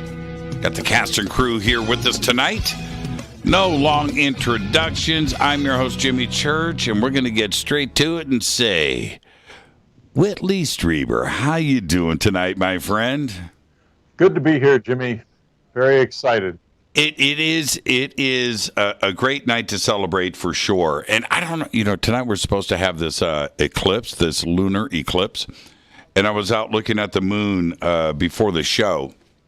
It was the biggest and brightest I have ever seen it in my life. And I was like, this is a sign. I've got Whitley on the show tonight. This is a sign. Whitley, I want to thank you on behalf of the entire crew and the production team behind The Observers. Your contributions to the film cannot be measured. It was an extraordinary week shooting with you. I'm very proud of the film, but I want to say thank you for everything that you have done and brought to this community, and you really shine in this film. When you saw it, is this the film? How did it hit you? Is this the film that the world needs to see right now? What struck me about it was the the power and the intensity of everybody's contribution. Everyone was so passionate, and it is because the time is coming closer and closer every single day. The new Kristen Gillibrand amendment, the admission by I believe I just saw it a few minutes ago. They're writing it up as a story on my website right now, but I believe the Director of National Intelligence has said that agreed that there is a possibility that aliens could be involved here. And this world is changing very rapidly, and that the film reflects that. It reflects the intensity of it, and all of us. There was such a tremendous sense of anger about everything that I heard. It was remarkable. Yeah, can you turn down the TV in the background? Whitley, I said TV. Whitley is in the middle of a meeting, and Jimmy, we're good now. Let me. It's good. It's good, Whitley. We have very limited time. Don't worry about it.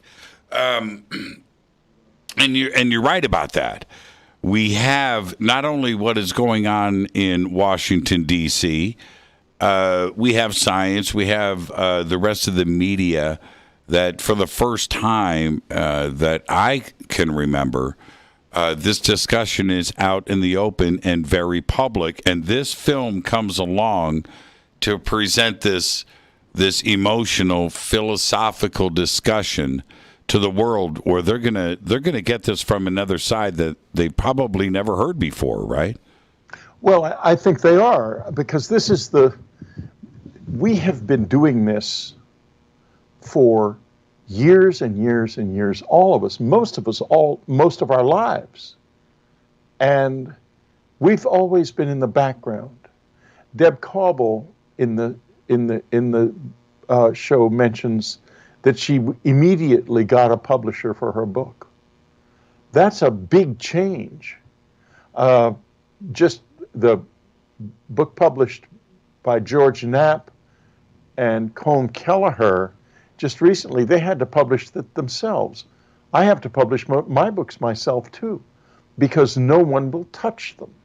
And no one will touch them largely not because of a lack of sales online. The sales online are excellent, but bookstores won't stock them. They won't stock our books. And they won't stock our books because they're all intellectuals, and they all have the same attitude about this. It's nonsense, and it comes not from anything in their minds. It comes from the ego, that they don't want there to be someone here who is superior to them intellectually, and they got to face it. It is true. It's true. They are superior to us. They won't always be, but they are now. I was speaking with Richard Dolan earlier in the broadcast tonight about you, and that you have been a part of this community for so long, and we have listened to you and respected you and read you. But I think we all recognized the cast. We're all friends, but you opened up in a very internal way, I think, like never before. And you've always sort of touched upon it, but there was you went to another level in this film.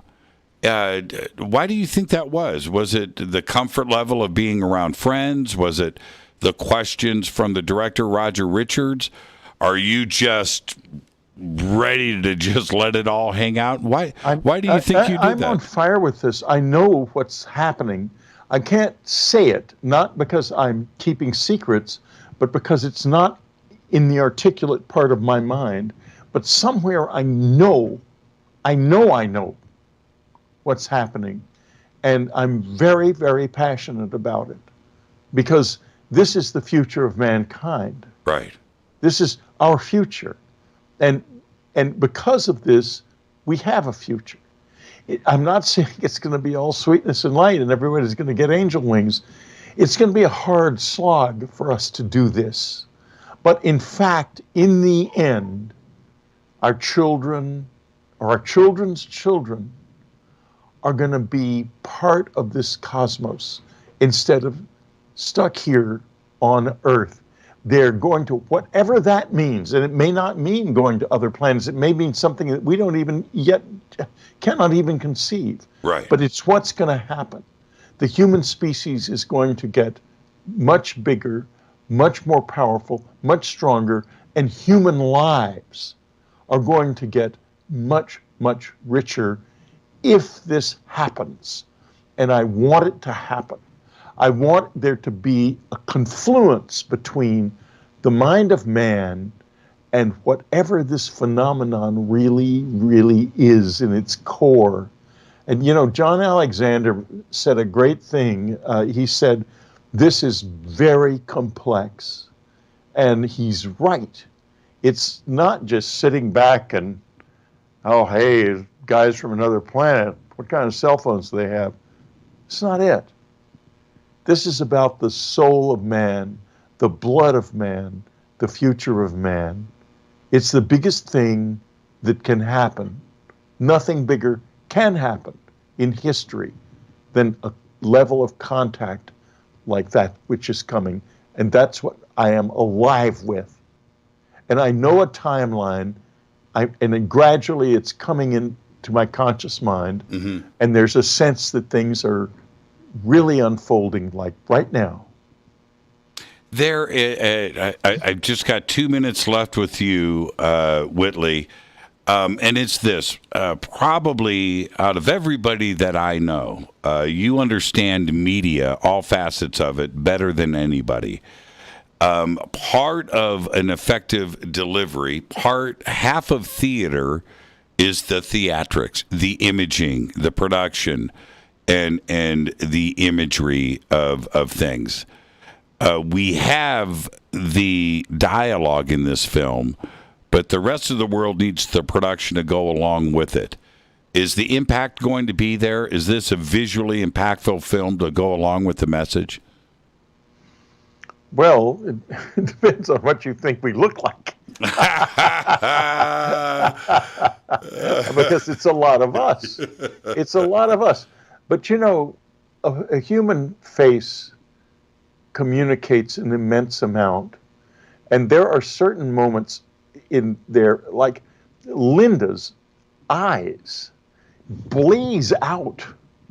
And Richard's voice is so confident and self-assured and determined. They're all, each one of them has another level of delivery. William Henry's sincerity and his immense depth of knowledge come out in his voice.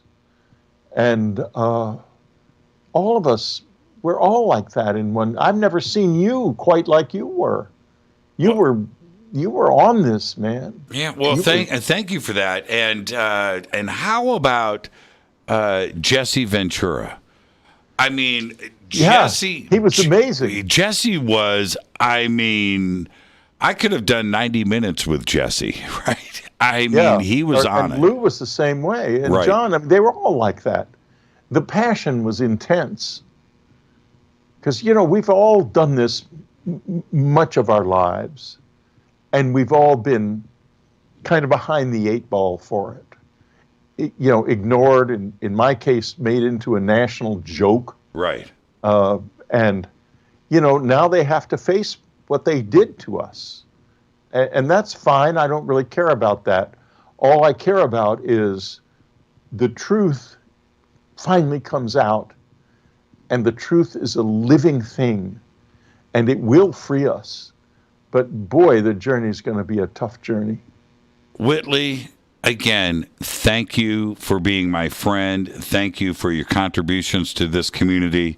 and you made this film completely magical. Thank you so much. Thank you. I think we all did, Jimmy. Yeah.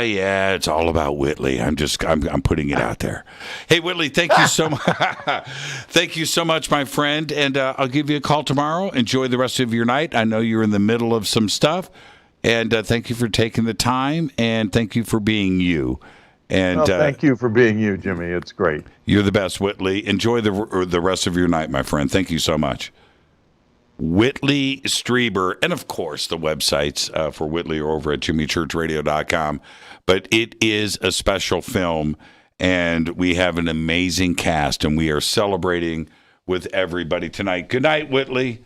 Thank you so much. And with that, I am going to go straight into our next guest. Now, I am doing this in real time, and normally I would have a commercial break, and I've got things lined up so everybody can. Man, I have it backwards now. But I am together. I am officially together. I have got this going on. I do. We are celebrating with the cast and crew tonight of The Observers. And now, let me say this. Richard Dolan, thank you. Moulton Howe, thank you. Whitley Strieber, thank you. And one of the people that not only for me personally made this film special, but all of us have been talking about Debbie Cobble tonight. And Debbie is with us, and I am going to say, Debbie, love the hair. Thanks. Love the hair. Yeah, look at you. How are you? Debbie Cobble, everybody. Debbie, we've been talking about you all night. And yeah. Let me get to the crescendo in the film, this build up through Act 1, Act 2, and Act 3. And when the film is at its emotional peak, you're right there. And your I almost want to say statements, but I think that your communication to the world, and you were speaking in that manner at that point. Do you remember what you said? Do you remember how special it was? Or when you saw the film, did you go, I said that? Well, some of the things that I said as I watched the film, I said, I can remember thinking in my mind as I was saying them at the time, and I'm thinking it when I'm watching it too, is, oh my God, I can't believe I'm saying this in public. People are going to think I'm crazy, but I've done that for 35 years, every time I've told my story. Right. And I think to myself, if I hadn't lived some of this, saw this, if I hadn't seen this and experienced this, I would think I was crazy. And I did think I was crazy. And, so I was nervous because I don't do that very often. And what did you make of, I'm going to be very straight with you right now, with director Roger Richards' style, that communication, conversational way of drawing this out of you? It helped me. Yeah. He helped me feel comfortable. He made me feel comfortable when we were together talking one-on-one. He was really kind, and I mean, he knew I'm not an expert in anything like Linda and Richard. I don't have the right words sometimes to say what's in my head. It's hard for me. I struggle with that, and I think he sensed that in me, and he kind of helped guide me to I think, it's almost, I felt kind of a connection with him in a way, like he almost knew what it was I had in me to say, and he helped me get it out. You know what's really amazing to me is that as the camera was capturing this moment, your emotion in your words. It was smooth. And I think you got to a point in yourself where your brain, your mind was just firmly connected to your jaw, and the emotion, and it was just smooth, because it was a very heavy moment in the film, right? And it could have gone in any number of directions, and it didn't. It was magic that was captured. It was just smooth. Am I describing this the right way? It was just, and it just came out of you.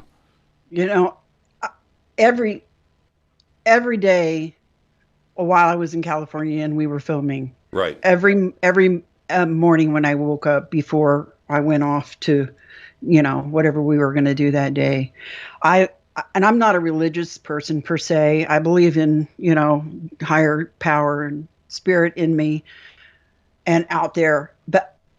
And like I said before, I didn't do this often. I don't do this, go out and film stuff like this at all. I actually don't kind of trust media. Sometimes I got burned, 25, 30 years ago and learned my lesson. But I felt like, I was compelled to be here. It was like one of those things I couldn't say no to. And I couldn't say no to Linda when she asked me if I would be the person that she interviewed. That's how I got out there to begin with. And every morning when I got up, I literally got down on my knees and I put my hands together and I said, "You brought me here." Mm-hmm. And I'm not sure why, but I'm here for a reason. I'm going to trust and have faith in it. So, whatever you want me to say, give me the words, because I'm not good at words. And so maybe that's why, because I kind of opened myself up a little more than normal, and it just came out. I was thinking in my head, I'm like, oh my God, I can't believe I'm saying this out loud, but here we are. I don't know who you reached out to, but I owe them a whole truckload of thanks and gratitude. Now, there was, we've just got a very limited amount of time tonight with you. But there was a lot of fun on that set. The crew, lights, camera, action, food, makeup, there was a vibe on that set. And the cast, this friendship, this bond that was happening. That was pretty cool. Did it come through into the film? Did that vibe continue into the film? Yeah, I think so. Well, at least for me, it did. So I knew pretty much everybody. I hadn't met Lue or Jesse. I didn't meet them that week, but I mean, like Linda and Whitley and Richard, and then I got to meet William Henry. We have mutual friends, and so I felt that connection. And I felt like, as I watched the film, it felt like we were all pieces of this giant puzzle. And as the week progressed, and as things came together, and I could see it in the film, it was like each puzzle piece kind of came together, and we all dovetailed, and we showed that this phenomenon is like an onion with many layers in it, mm-hmm. And I just felt like we all kind of complemented each other, and everybody has a different perspective, and I can only speak for myself and my experience, and I'm not a scientist, but, so I felt comfortable expressing my feelings there. Kind of. That got a little different. That's not true. That's not true at all. And let me help you express this. That first night, you and I sat next to each other at dinner, and we had this is the first. We hadn't started shooting yet, and we had this incredible 4, 5, 6 hour dinner. I don't know how late we went to in the morning, knowing we had an early call time, but we just kept hanging out, right? And the vibe. Well, especially you. I mean, you're my hometown guy. When you opened your mouth and started talking, and we found out we grew up the same town, the same neighborhood, went to the same high school. I was like, yeah. And I don't know, you understood me when I spoke Hoosier. That was cool. Yeah, it was totally cool. And I said to myself, and I know you were thinking it, and so was everybody else. You know what? We are off to the perfect start. This is, if we're starting here, it's all downhill because the vibe is correct at this dinner. And it felt like family. It did. To me. It felt like family. It absolutely did. And it comes across in this film to me, and I'm glad that you see it too. But it was a great time. And your contributions, Debbie, thank you so much. I mean, I'm going to say this to you now on behalf of director Roger Richards. As I'm watching the first rough cut of the film, and we get to the end, and you speak that last sentence, you close the film. And I said to myself, roll credits, Roger, right now. Right now, roll credits. And the credits rolled. And I thought to myself, Debbie, you are a rock star. And there it is. And the film could not be what it is without you. Thank you. I am humbled and grateful to have been able to have this experience and to been given the opportunity to speak, in this film. I'm deeply grateful, and I hope it reaches far and wide, because I'll tell you, like I said, for every one of me that's out there, putting themselves out there, there's tens of thousands of people with probably crazier experiences than even I've had that aren't saying a word. And I want them to feel comfortable, and I want them to come and speak out and feel safe. Debbie, again, thank you. I'm so proud to call you friend. And go Warren Central Warriors. Woohoo! That's what I'm talking about. Thank you so much, Deb. Enjoy the rest of your night. We're celebrating together. You celebrated with us. Thank you so much. Enjoy the rest of your night, and my best to Naptown. Will do. Thank you so much. Debbie Cobble. Thank you, Debbie. Good night. What an amazing, amazing woman. Amazing. And I can't wait for everybody to see the film and just appreciate the emotion and love of Debbie Cobble. Thank you, Deb. Have a great night. I'm your host, Jimmy Church. Coming up next, John Greenewald. Hi, everybody. This is Rob Halford, the Metal Guard on JimmyChurchRadio.com. Your 1 million gigawatt paranormal powerhouse, KUNX-DB, The X. Why is it we're not very good with our health regimen until it's too late? We don't put oil in the car until the engine blows up. When the body's out of balance, your health is not so good. Give your body some love. Log on to GetTheT.com. That's GetTheT.com. Try our Life Change Tea, which cleanses you from harmful intruders. A clean colon is one of the ways to bring the body in balance. We also carry organic supplements to help you get where you need to go. So do your body a favor. Log on to GetTheT.com. That's GetTheTEA.com. You can even visit our sales page to save some dough. Does anybody call money dough anymore? Anyway, if you're looking for short, helpful health tips, go to YouTube and punch in Health Matters Now. That's Health Matters Now. So, log on to GetTheT.com, shop, get balanced, then learn some cool tips at Health Matters Now. You'll be glad you did. That's GetTheT.com. This is Jimmy Church of Fade to Black, and I only drink Fade to Black blend coffee from River Moon. Just click on the River Moon Coffee banner at JimmyChurchRadio.com. Promo code F2B Blend. This is the only way forward. This is Fade to Black. Make contact. When you're in the house for longer periods of time, you can see them flying or running across the floor. Ooh, yuck. They're unhealthy, gross, and disgusting. Bugs. I loathe bugs. We keep a clean home, but occasionally bugs show up. Well, I found something that is tougher than bugs. Orange Guard. On contact, it kills hidden bugs, including ants, roaches, and fleas. Plus, Orange Guard is a residual repellent. All of the ingredients of Orange Guard are on the FDA generally recognized as safe list. Orange Guard may be used around food, humans, and pets. It comes with a 30-day money-back guarantee. Orange Guard, available at orangeguard.com, Whole Foods, and Ace Hardware.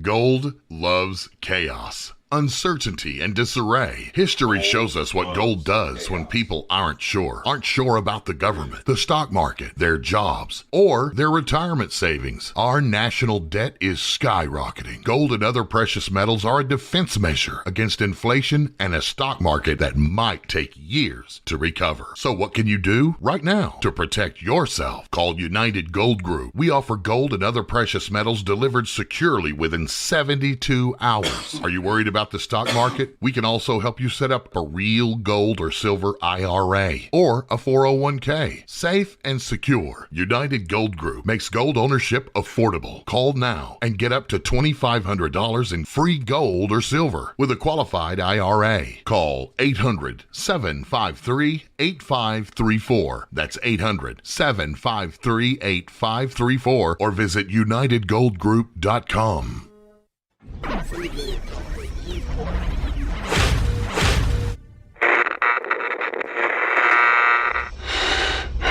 You want to know a secret? I love ponies. I really love ponies. I'm serious. I couldn't stay sane without ponies to brush. Why fade to black? Because you never got that pony, damn it.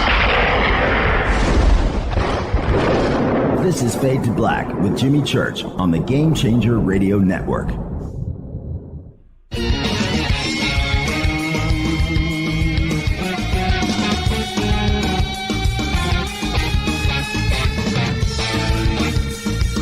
All right, welcome back, Fade to Black. And I just found out my mute button on my console is broken.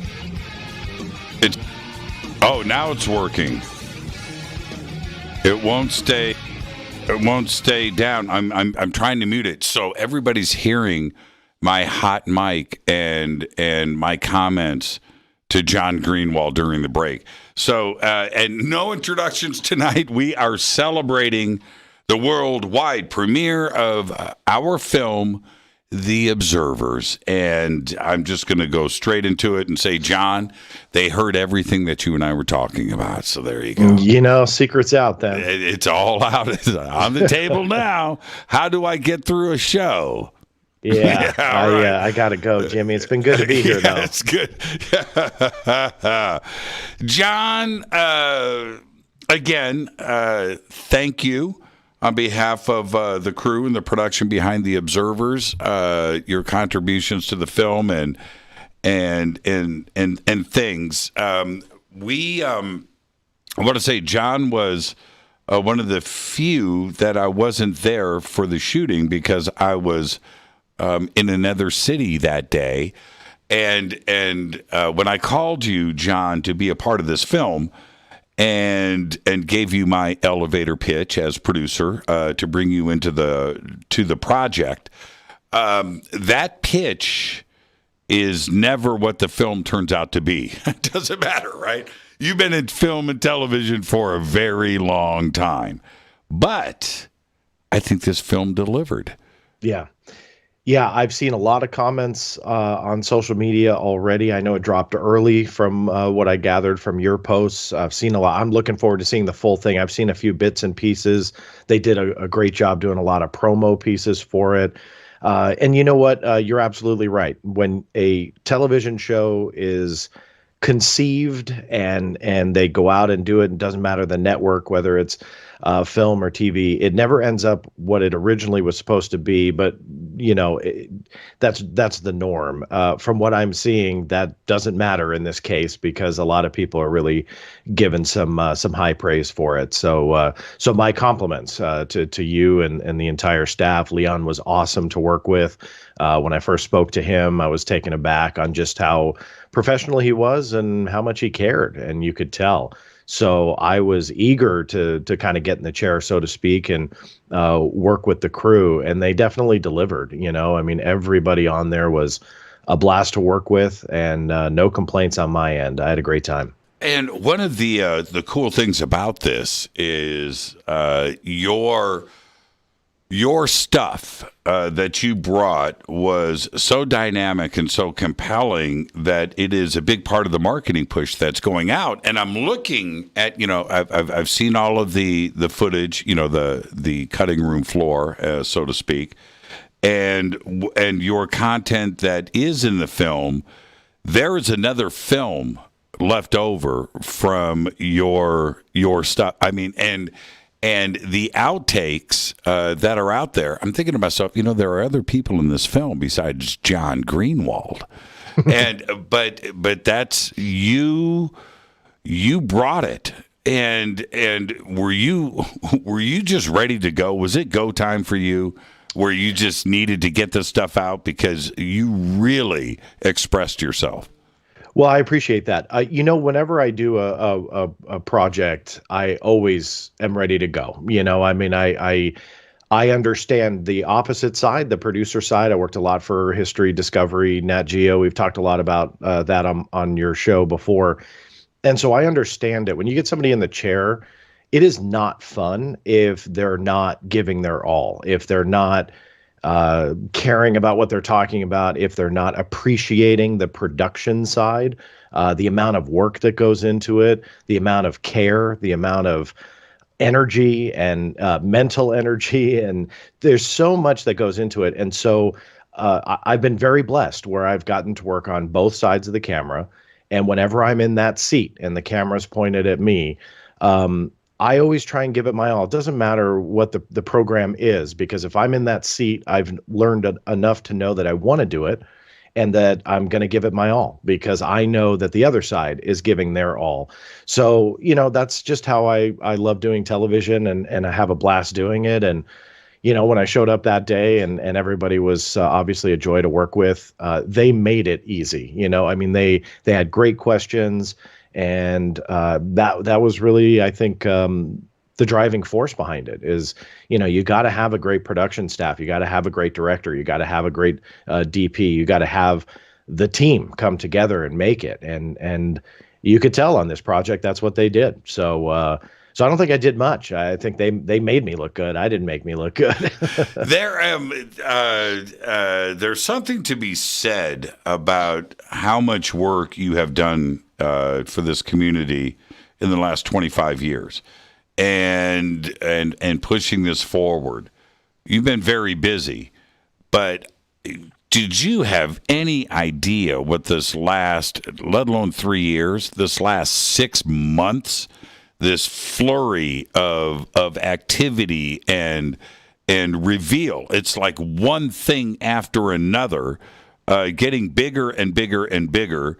This film was shot in the middle of that madness and released in the middle of that madness. Yeah, and props again have to be given for that, because when you shoot just on my side, when you're not the producer and you're not part of the staff, it's tough enough, I mean, just getting out there during a pandemic, and I forget exactly the month that we shot this, but it's not easy. The production side, though, you've got 3,000 times the work, the work level there, and trying to make the pieces of the puzzle fit together.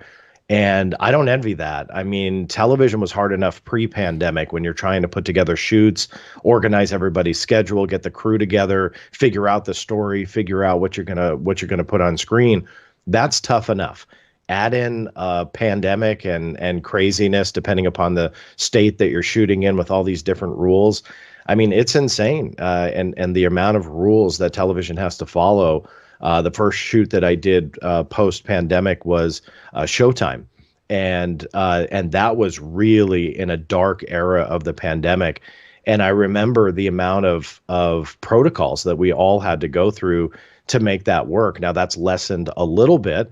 but it's still incredibly challenging. So, again, there's got to be a lot of praise and kudos for the production staff for getting it together, because this is not an easy time to do television. No, it's certainly not. And we went from, again, I'm going to say as producer, I appear in the film, but I brought the cast together and made all of those phone calls. And when the production company says to me, okay, this starts today.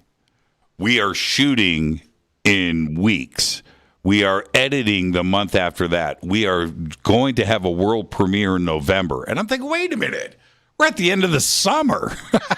Wait, hold on a minute. No, it's go time. Get this done. You know what it takes, right? So I'm calling you, and from that phone call, we went from shooting to editing to special effects to titling to everything, post-production. Music had to be written. All of that, final delivery, and this thing actually premiered on time. Yeah, That's which is incredible. also a rarity in television. That's a rarity. And it's an excellent film. Everybody had to come together. It wasn't just one thing. It was a team, and it was a lot of passion. Going back to your sit down with Roger and Leon and the crew, Roger's style, his interview, this conversational way of drawing stuff out of you, but also painting a picture, because he's got to weave this into this 3D thought and get it in. He knew what he was doing. What was it like for you to sit down with a director like Roger and have that conversation? Yeah, not to repeat myself, when you have a good crew like that and a director, producer, writer, when you have people that understand their vision, it makes it a lot easier for people like me when you're being asked the questions, because if you answer honestly and just naturally, that's what they need, and that's kudos to them, not me. They're asking the right questions to extract what they want. And for me, I get a little insecure sometimes. You do an interview, and I will go over it in my head for days thereafter. You're in the chair for 2, 3, 4 hours.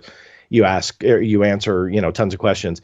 I get insecure after I've done a lot of these, but I still, to this day, get insecure, and you start evaluating and you start thinking about, well, they're probably not going to use that. Oh, man, I could have done that better, this and that.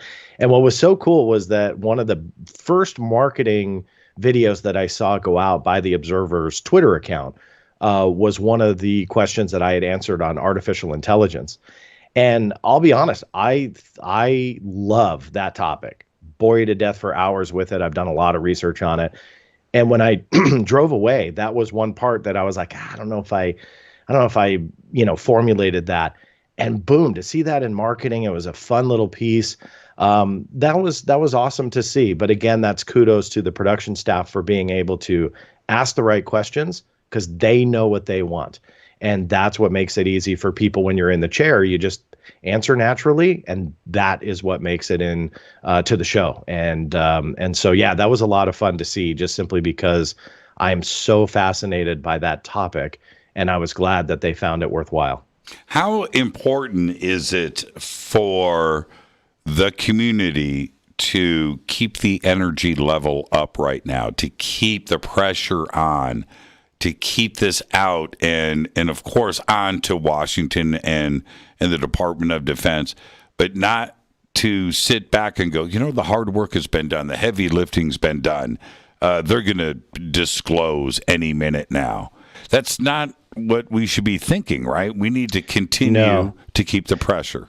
Yeah, keep the pressure, keep the energy, and keep the conversation going. And that's what I think films like this do, is that it's very easy to start forgetting about the leaps and bounds that we've came in the last couple of years, and of course in the whole conversation, not everybody's going to agree, But it's important to have the conversation nonetheless, to continue to learn from each other. I mean, none of us have the 100% right answer or undeniable truth about it, or, we'd be on nightly news nightly, talking about it. None of us have the answers, but it's important to keep the conversation going and continue to figure out what the right questions are to ask, because it's very easy to lose that momentum when we don't have, earth-shattering headlines every other day.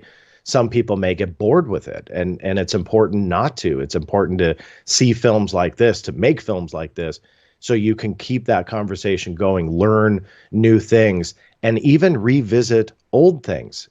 Sometimes you need to rehash information because it's important to see it and hear it again. And we shouldn't be afraid of doing that, because, again, that takes that conversation to the next level and allows us to continue on. Because if we get bored, forget about it, we don't have films like this to keep the conversation going, what happens? Well, that cover-up commences and nobody's asking questions, so they just kind of leave well enough alone, and the powers that be kind of get off scot-free, and that's what we don't want to happen. You made this statement in the film that I thought was pretty dramatic, even for John Greenewald. And you said, I'm going to paraphrase because I can't get the whole thing in, and I'm not as elegant as you, but you said it could be A, it could be B, it could even be C. In all of my research and everything that I do, and I know a lot, I don't know what's going on. And it could be any of these. But it's our mission to go and try to find out, because they're not going to give us those answers. Yeah. And for you to make this admission, right, where where you have got volumes, you've got terabytes, you've got servers of data and documents and everything that you've been doing, and you would think that you would have some idea of what's going on, and you don't.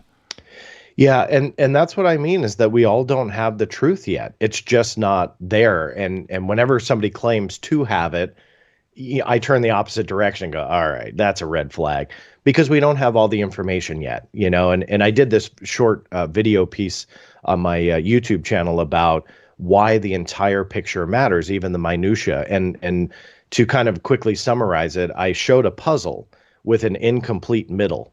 And, you look at the edges and you put it all together, and you got 50% of the puzzle, and you go, okay, this is potentially something that we know what the end picture is.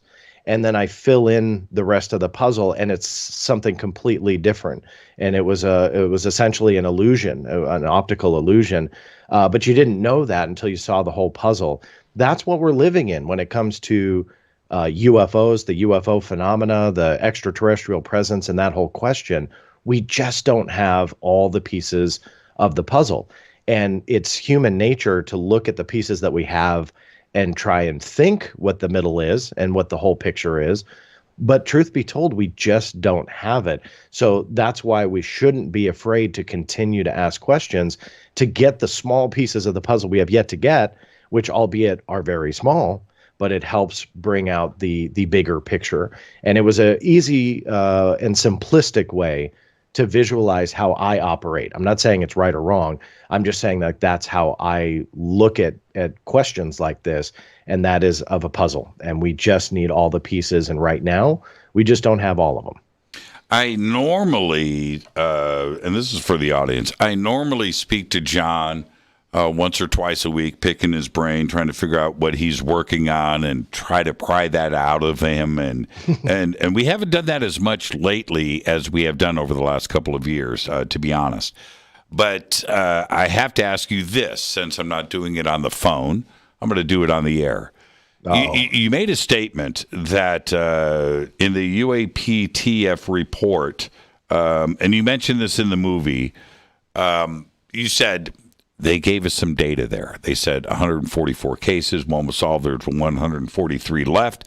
That gives me stuff to go and chase. I've got 143 cases to go after.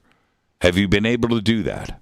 Yeah. So post that report, I filed more than 50 cases based on the information and data in that unclassified report.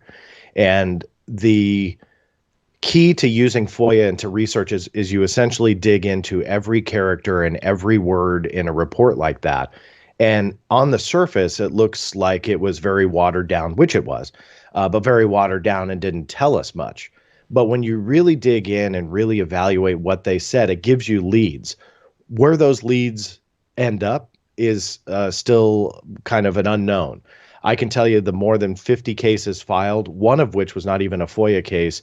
It was under a Code of Federal Regulations, which is mandating DNI to review the classified report.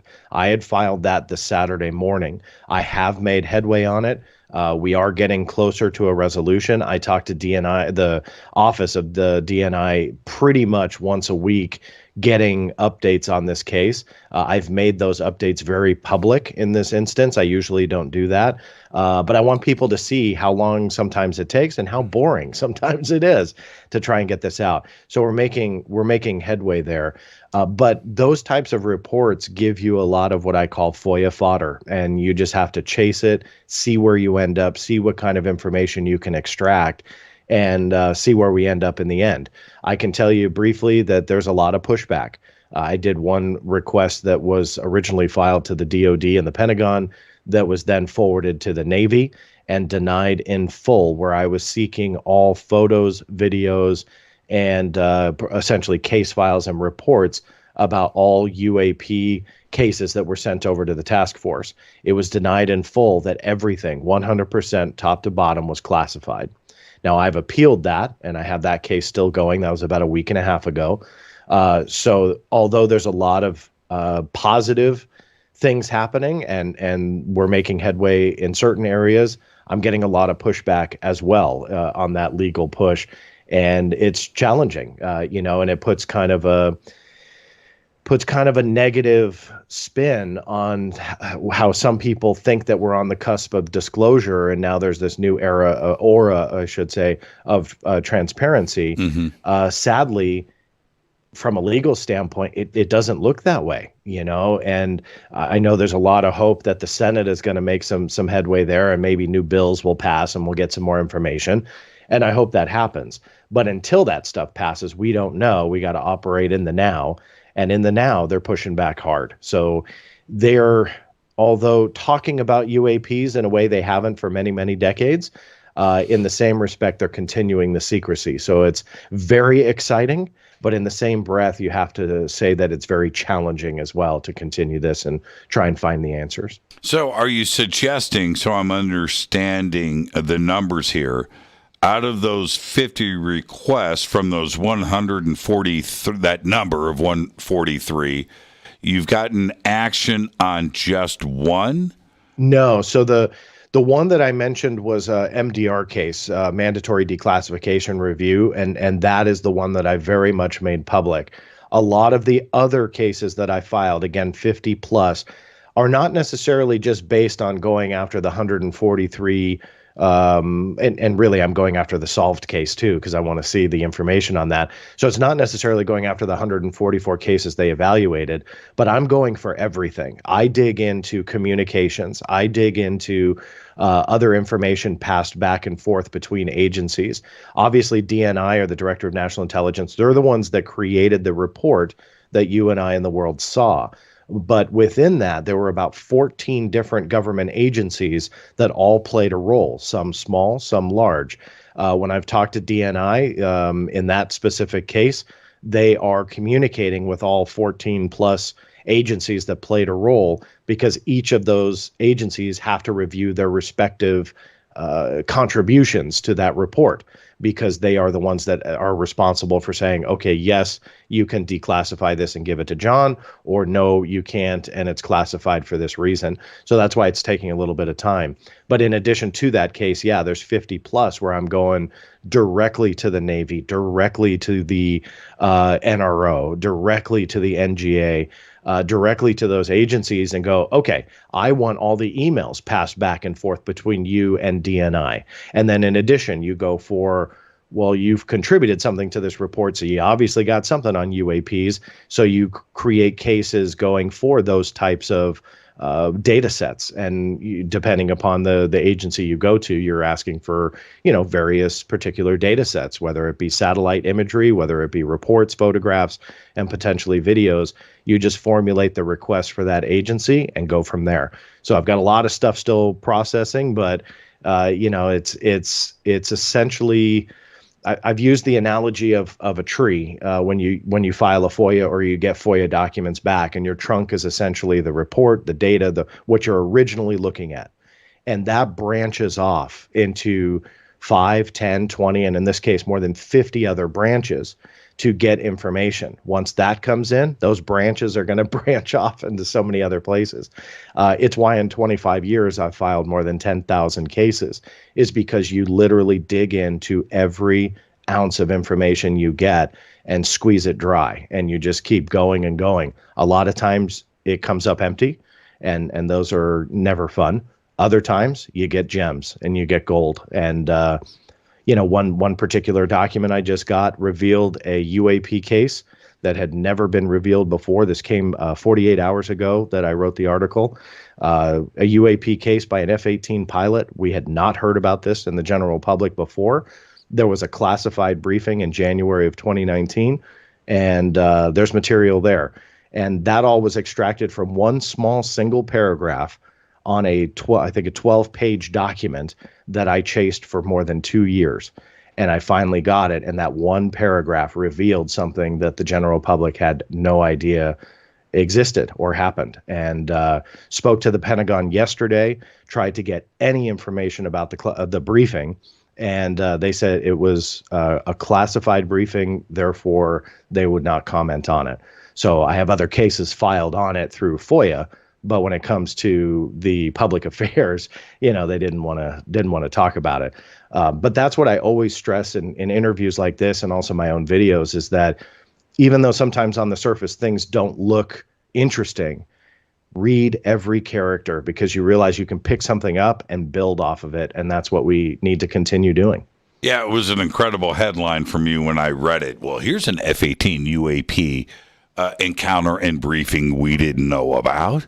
Yeah, right? and it was fun. I spent quite a few hours trying to make sure that was accurate, and spoke to Brian Bender from Politico, who's broken a lot of these stories, and I really tried to disprove that maybe it was let's say Ryan Graves. But by the way, I talked to Ryan Graves, and it's not him. But trying to disprove that.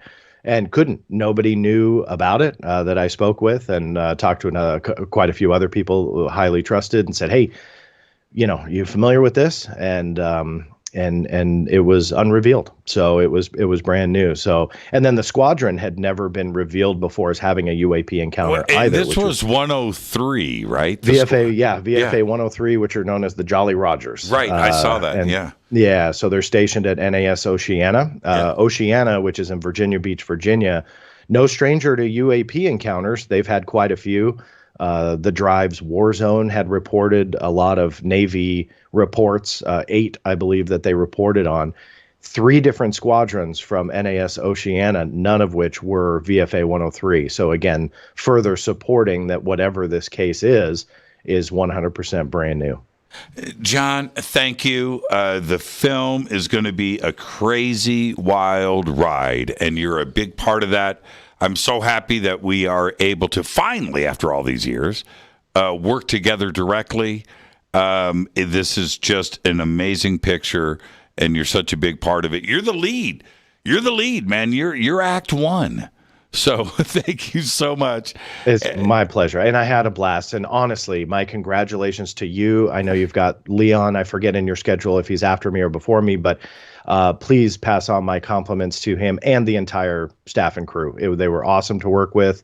I'm seeing great reviews on it online already. So, my compliments to you guys, because I know that it was no easy feat. Thank you so much, John. Now go file a document request. All right. I'm going to bed, Jimmy. I'll talk to you, man. That'll be tomorrow. John Greenewald. Have a good one. Congrats again. You too, John. Thank you. And again, on behalf of everybody here, thank you for all of your hard work. Thank you, my friend. I appreciate it. John Greenewald. I am your host, Jimmy Church. We are celebrating the release, the worldwide premiere of The Observers. Coming up next, I have Leon Kennedy and director Roger Richards. I'm your host, Jimmy Church. This is Fade to Black. Let's see if my mute button works. I'll be right back.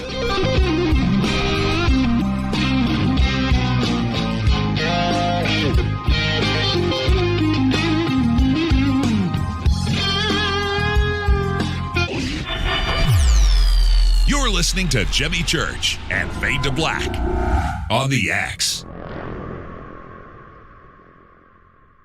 Hey, what up, y'all? It's your girl Vivica Fox here, and you are listening to my boy, Jimmy Church, on jimmychurchradio.com. Despite popular opinion, reading a book will not make you smarter. But listening to Jimmy Church will.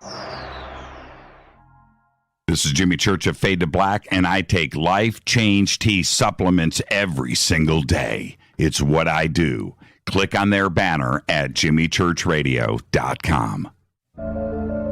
When you take the beans from Central America with dashes of Indonesian and African mixed in and then roast it to the dark side of Fade to Black, you create the ultimate brew of fringe. Introducing the Fade to Black blend from Rivermoon Coffee. Yes, Rivermoon's darkest customized roast was created for the love of Fade to Black.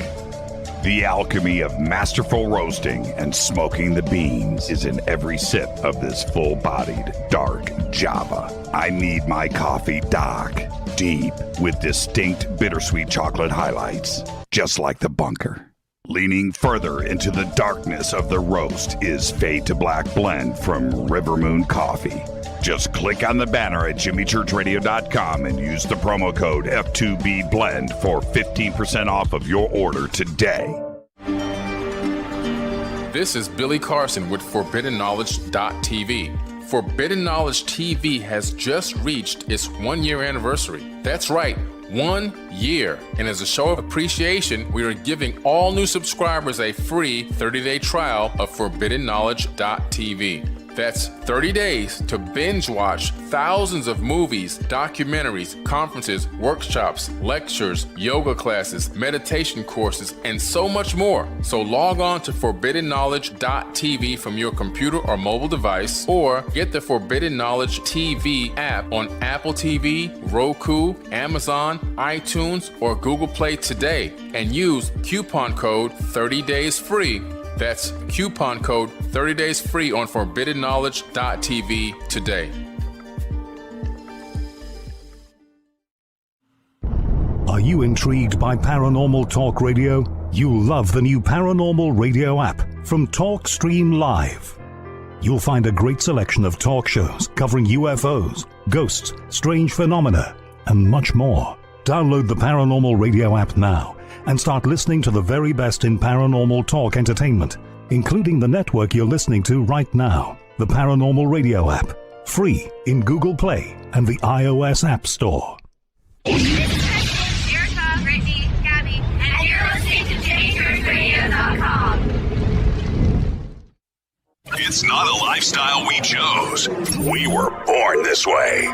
This is KJCR at JimmyChurchRadio.com.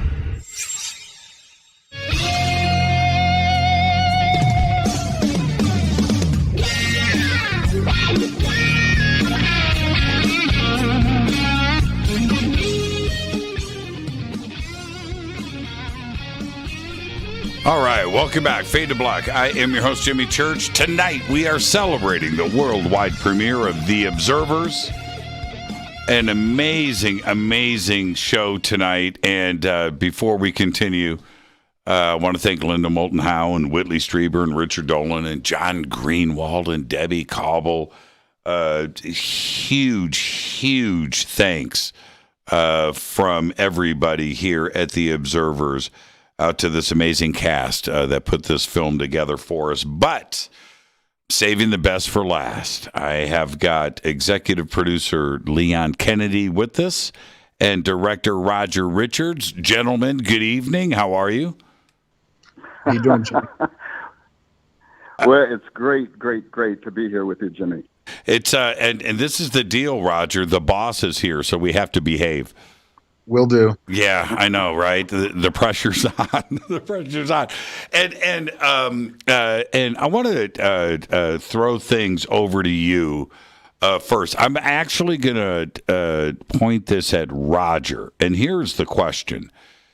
In a film like this, you are the director, so you are essentially entitled, right? Yeah. You are given a crown, and some directors abuse that, some don't. I was very impressed with your style, but how much freedom do you have as director? And do you actually answer to Leon? No, thankfully, I think we all answer to each other. The way this collective works, from a creative contribution standpoint, is more of like a round table, in my opinion.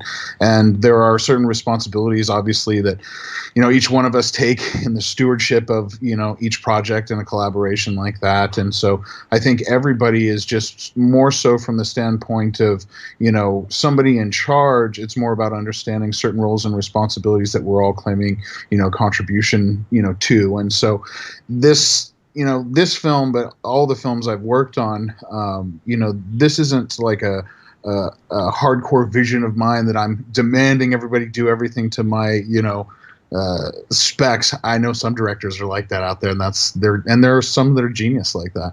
But from my standpoint, the experiences I've had so far are mostly about contributionism and collaboration.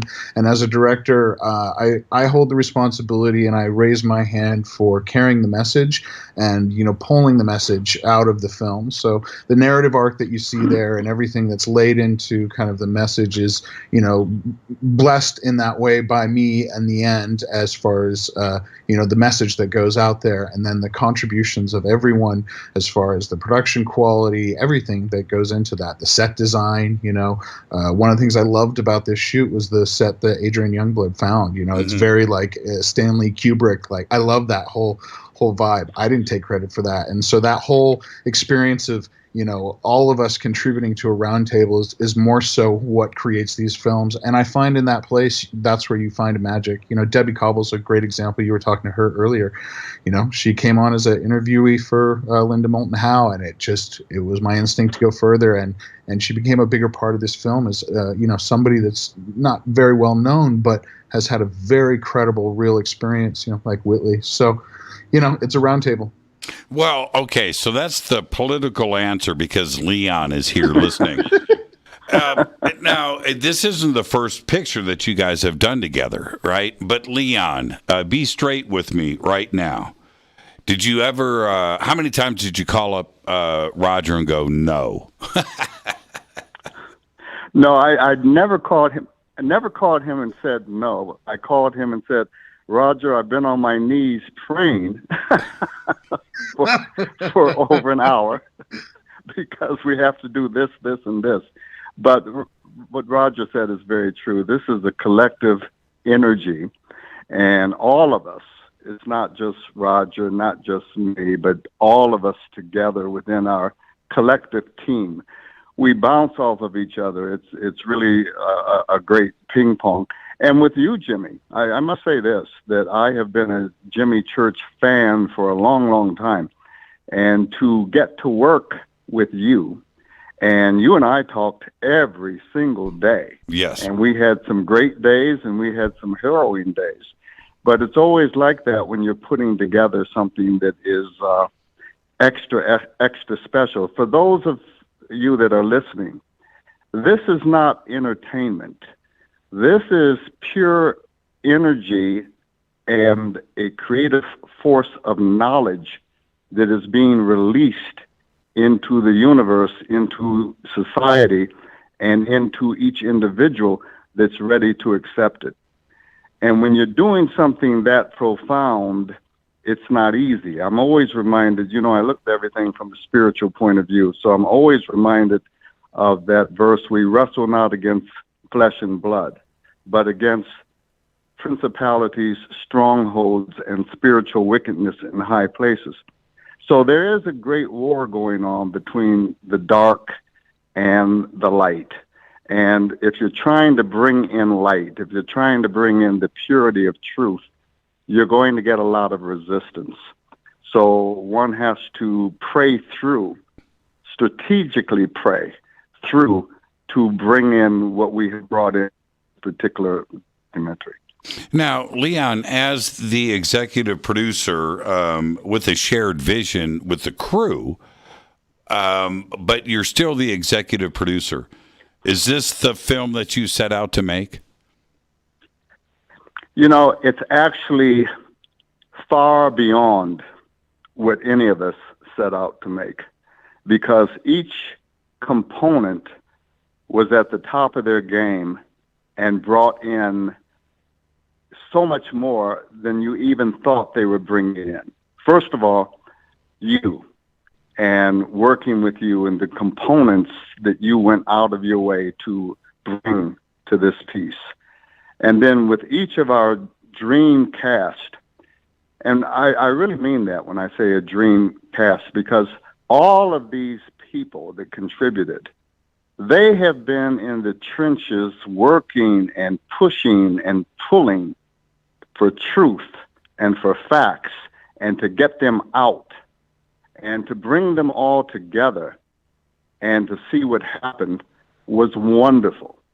Then when we go into the production of it, between the cameramen that we have, I'm talking about Chris and Adam and some of the other crew, and Roger mentioned Adrian, and I have to mention Maureen and the things that she contributed to, and all the people that we had, the music with Renee and other people that contributed to the music.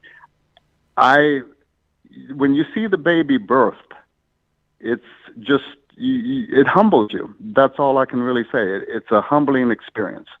Now, Roger, how cool is it? What kind of confidence is instilled in you when you see Leon carrying around a stack of notes 3 inches thick, day in and day out, taking notes and his attention to detail? That's got to give you a certain amount of confidence.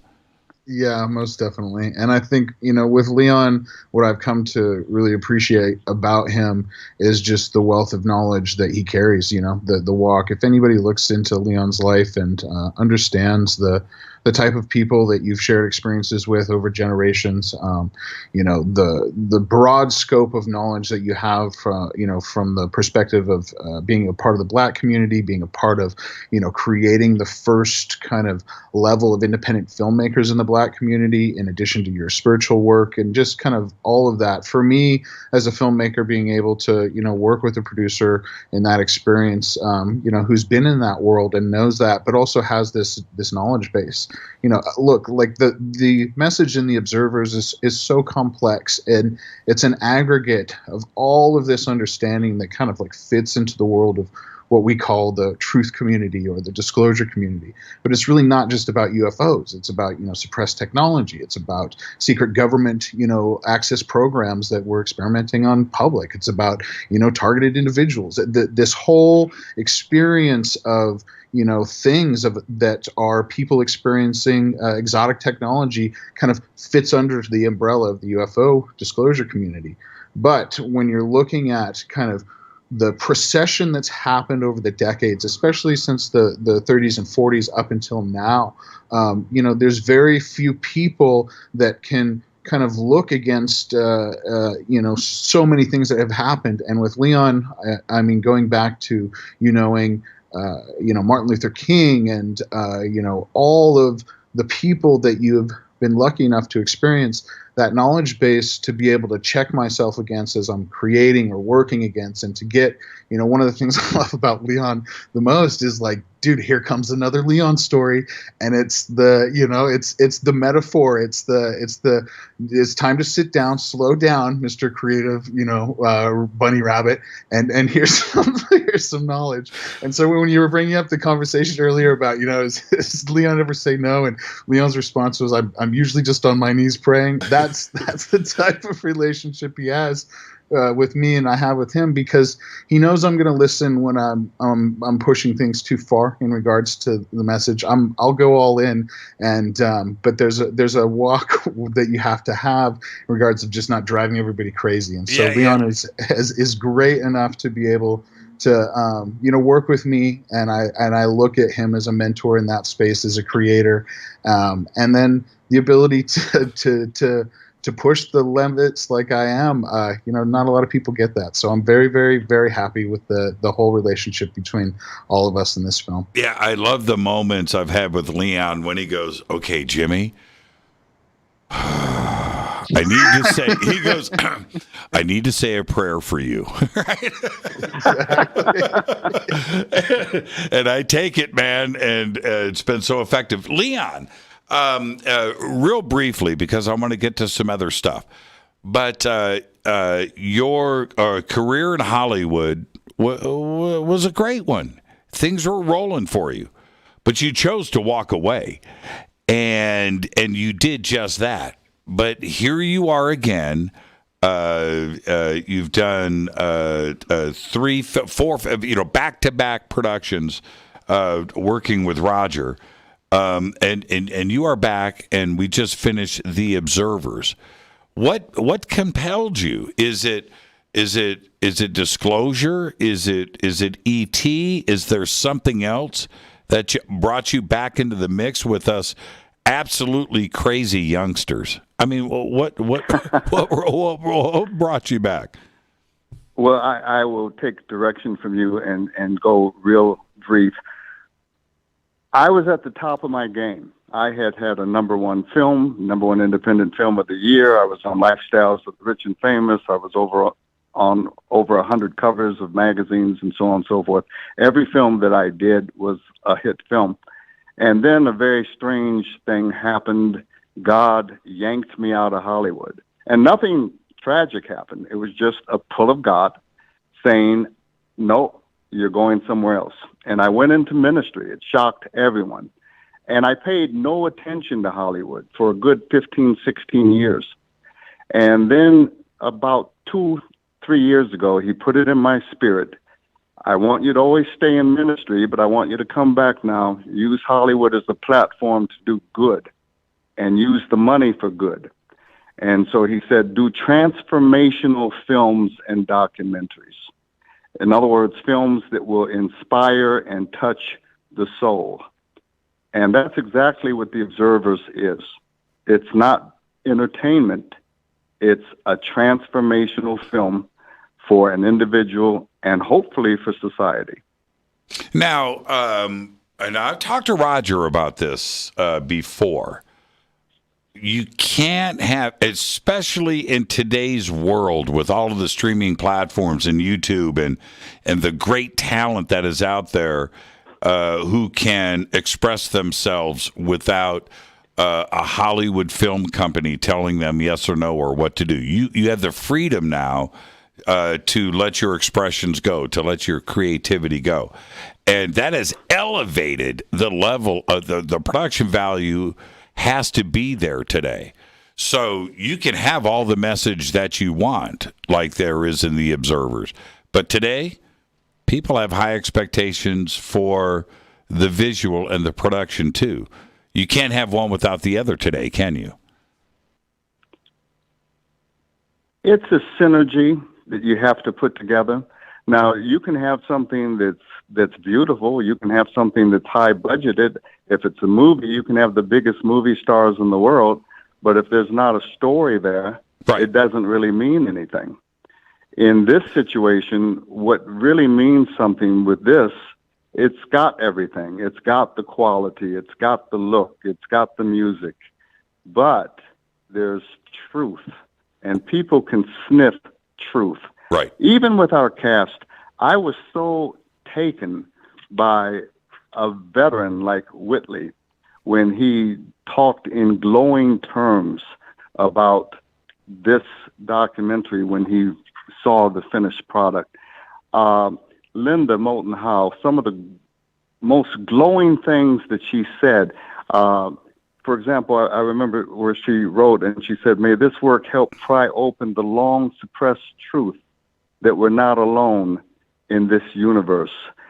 This is a deep power in the evolution of truth to truth to truth, woven in the unrelenting and haunting production."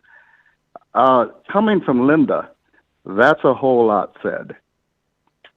Yeah, and William Henry posted out in social media this one line. I'm paraphrasing, but he said this may be the greatest documentary made on this subject.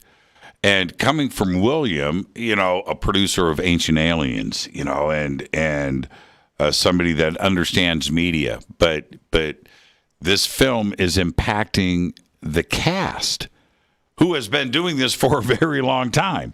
And it makes me step back and go, okay, it's not just me. We do have something magical here. And I want to throw this over to Roger. Roger, I know that you were listening to the show, and one of the things that I have recognized, and we all talked about tonight, is although none of us really understood your conviction in your methodology of asking questions, but you had a 3D vision of how you were going to weave this thing together ultimately, along with Chris Issa, who deserves a huge amount of props for his skills in this film. But did you really have that 3D vision? Did you know that this thing was going to get put together the way that it was, or was it because you were given the dialogue and then you saw the vision after? What came first, right? The chicken or the egg? Exactly. I think, that's a really awesome question to preface this with, because this is what we're facing right now. We're facing the quantum reality of 1 and 0 at the same time, the chicken and the egg at the same time. Mm-hmm. And so the experience of creating that film was very much the same thing. It's like, as a person that has experienced my own things, I don't talk about them publicly, but that's, a big part of the major part of why I do the work that I do is to understand these things on an intellectual level and pull them apart myself and all their complexities. And so knowing the conversation that has been the truth community so well and loving that community so much, that community is some of the most brave, crazy, deep people out there, because they're people that are truly seeking outside of the norms of their programming, what you've been served up here. And, that community is also ripe with people that have experienced exotic technologies and all different types of things in that way. And so we are, this group, this family of people that are trying to work out for the larger collective consciousness, kind of the murmuration that's going to help pull everybody to a greater understanding around these realities, because they are unfolding in front of our eyes right now. And so that experience of kind of knowing that community was pulled into my questions with you guys. I know all of you guys. I know all your work. You guys have very particular different archetypes that you hold, each of you. And so my intention was to create a very natural conversation around the complexities of this greater conversation that was happening, and knowing you guys enough to know how to talk to you, and then finding the gems out of that experience. And then, it's really about being present in that space with you guys and just seeing where those things go, and listening to instinct, and, just all of that stuff. And then you get all of that, which in the end is 20 hours or so of, footage. And you sit there as a filmmaker like I did, and you go into, in my case, a mad, kind of out-of-body experience, trying to scrub through, hours and hours of dialogue and form a mosaic and a tapestry that is a collective story. And that's, for me, it's like everybody, it's like I have a unique style from the standpoint of trying to tell a collective story through multiple voices against music and images in a way that lands in the subconscious in not so much of a choppy space. It's more of how it was done traditionally, where you would sit around a fire, and you would breathe in, the light and the flickering, and you would hear your grandfather talk about stories or those types of things. That's the way that I was trying to kind of create this film and where I was going. And, I see that it turned out that way, and it's a very apropos dialogue for what is playing out right here in this moment. And I hope people watch it once, twice, 3, 4 times until they can understand it all. Yeah, you pulled it off, Roger, for sure, and you and the rest of the team. And Leon, I'm just going to let you know that Roger agreed earlier today to take me to his tattoo shop, and I'm going to get a neck. I'm going to get a neck tattoo, like Roger's, and and I'm going to make sure it's above the neckline as well. And we pulled it off, gentlemen. We did it as a team. We met this deadline. We are now here to take a deep breath and celebrate together the release of this film. And this is the other thing. I've got 2 minutes left. I want your reaction to this, because although there's a sense of relief and happiness, I have the strange feeling that this film is going to stir a lot of discussion and emotion, and our work is not done. It wasn't in the casting. It wasn't in the shooting. It wasn't in the editing. It wasn't in the music. It wasn't in everything. All of that work that this entire team put together, I have the feeling we're about to just start this journey. Do you feel that way, Leon? Absolutely. 2 things I want to say. I want to ask our listeners to write their own mini reviews after they've seen it. I want them to share it. It will make a great Christmas present and so on and so forth. So share it with as many people as they can. Great. Because I am convinced, Jimmy, that we cannot wait for disclosure to come from the government. This is supposed to be a government of the people. I think that disclosure will come from thousands and then tens of thousands presenting their own observances. Couldn't have been said better. Roger, the work has just started, man. We can't rest, can we? No, we can't. And the gas is, got to be, the pedal's got to be kept on the floor there for sure. And I think that's where we're going. The observers movement, the ability to observe anomalies collectively and to talk about them, hashtag about them into an algorithm that we can search as a database. This understanding of a digital direct action movement of people that are, really focused at observing what's going on right now behind the closed doors and pulling it out. Who knows what is out there, in that experience of us collectively doing that. There's a lot of things that could happen. I mean, the Pope, if you think about where he's at and being able to baptize an extraterrestrial, he said, who knows, maybe that'll happen. That experience of, what we can pull out collectively by putting this stuff in there and standing out there and sharing what we've observed in the anomalous, in the things that are not understood. And what Whitley said is, in the film, the best thing we can do is remain with the question. Don't connect the dots. Look at it like information that just washes over you in this experience, because we have been so compartmentalized. None of us have the whole picture. And the only way that we can do this is to let all of this information just wash over all of us like water, and watch the water, and we will be able to understand all of these things, and it's going to be beautiful.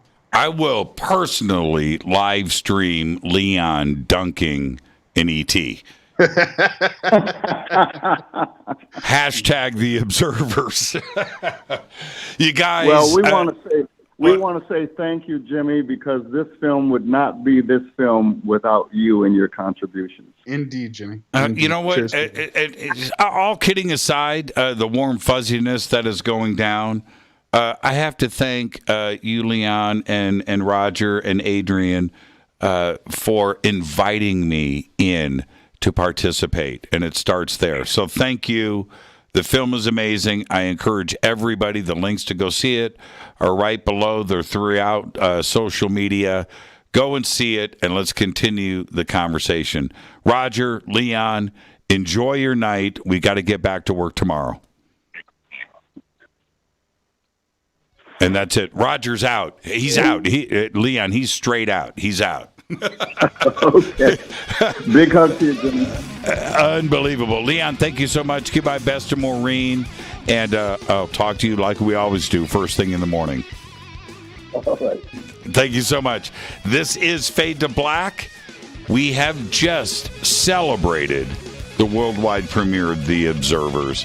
And I want to thank Linda Moulton Howe, Whitley Strieber, Richard Dolan, John Greenewald, Debbie Cobble, and, of course, Leon Kennedy and Roger R. Richards. I'm your host, Jimmy Church. What a great episode tonight. And I am going to relax a little bit, but the work continues tomorrow. Thank you so much. Fade to Black is produced by Hilton J. Palm, Renee, Dennis, and Kevin. Announcers are Steve Harder, Gene Vito, and Mark D. Kovar. Webmaster is Drew the Geek. Music, Doug Aldridge. Intro, Spaceboy, spaceboymusic.com. Fade to Black is produced by KJCR and the UnX Network and the Game Changer Network. This broadcast only copyrighted 2021 by Fade to Black and the Game Changer Network, Inc. It cannot be rebroadcast, downloaded, copied, or used anywhere in the known universe without written permission from Fade to Black and the Game Changer Network. I'm your host, Jimmy Church. I want everybody to have a great, safe, fun, amazing weekend. It's time to Fade to Black.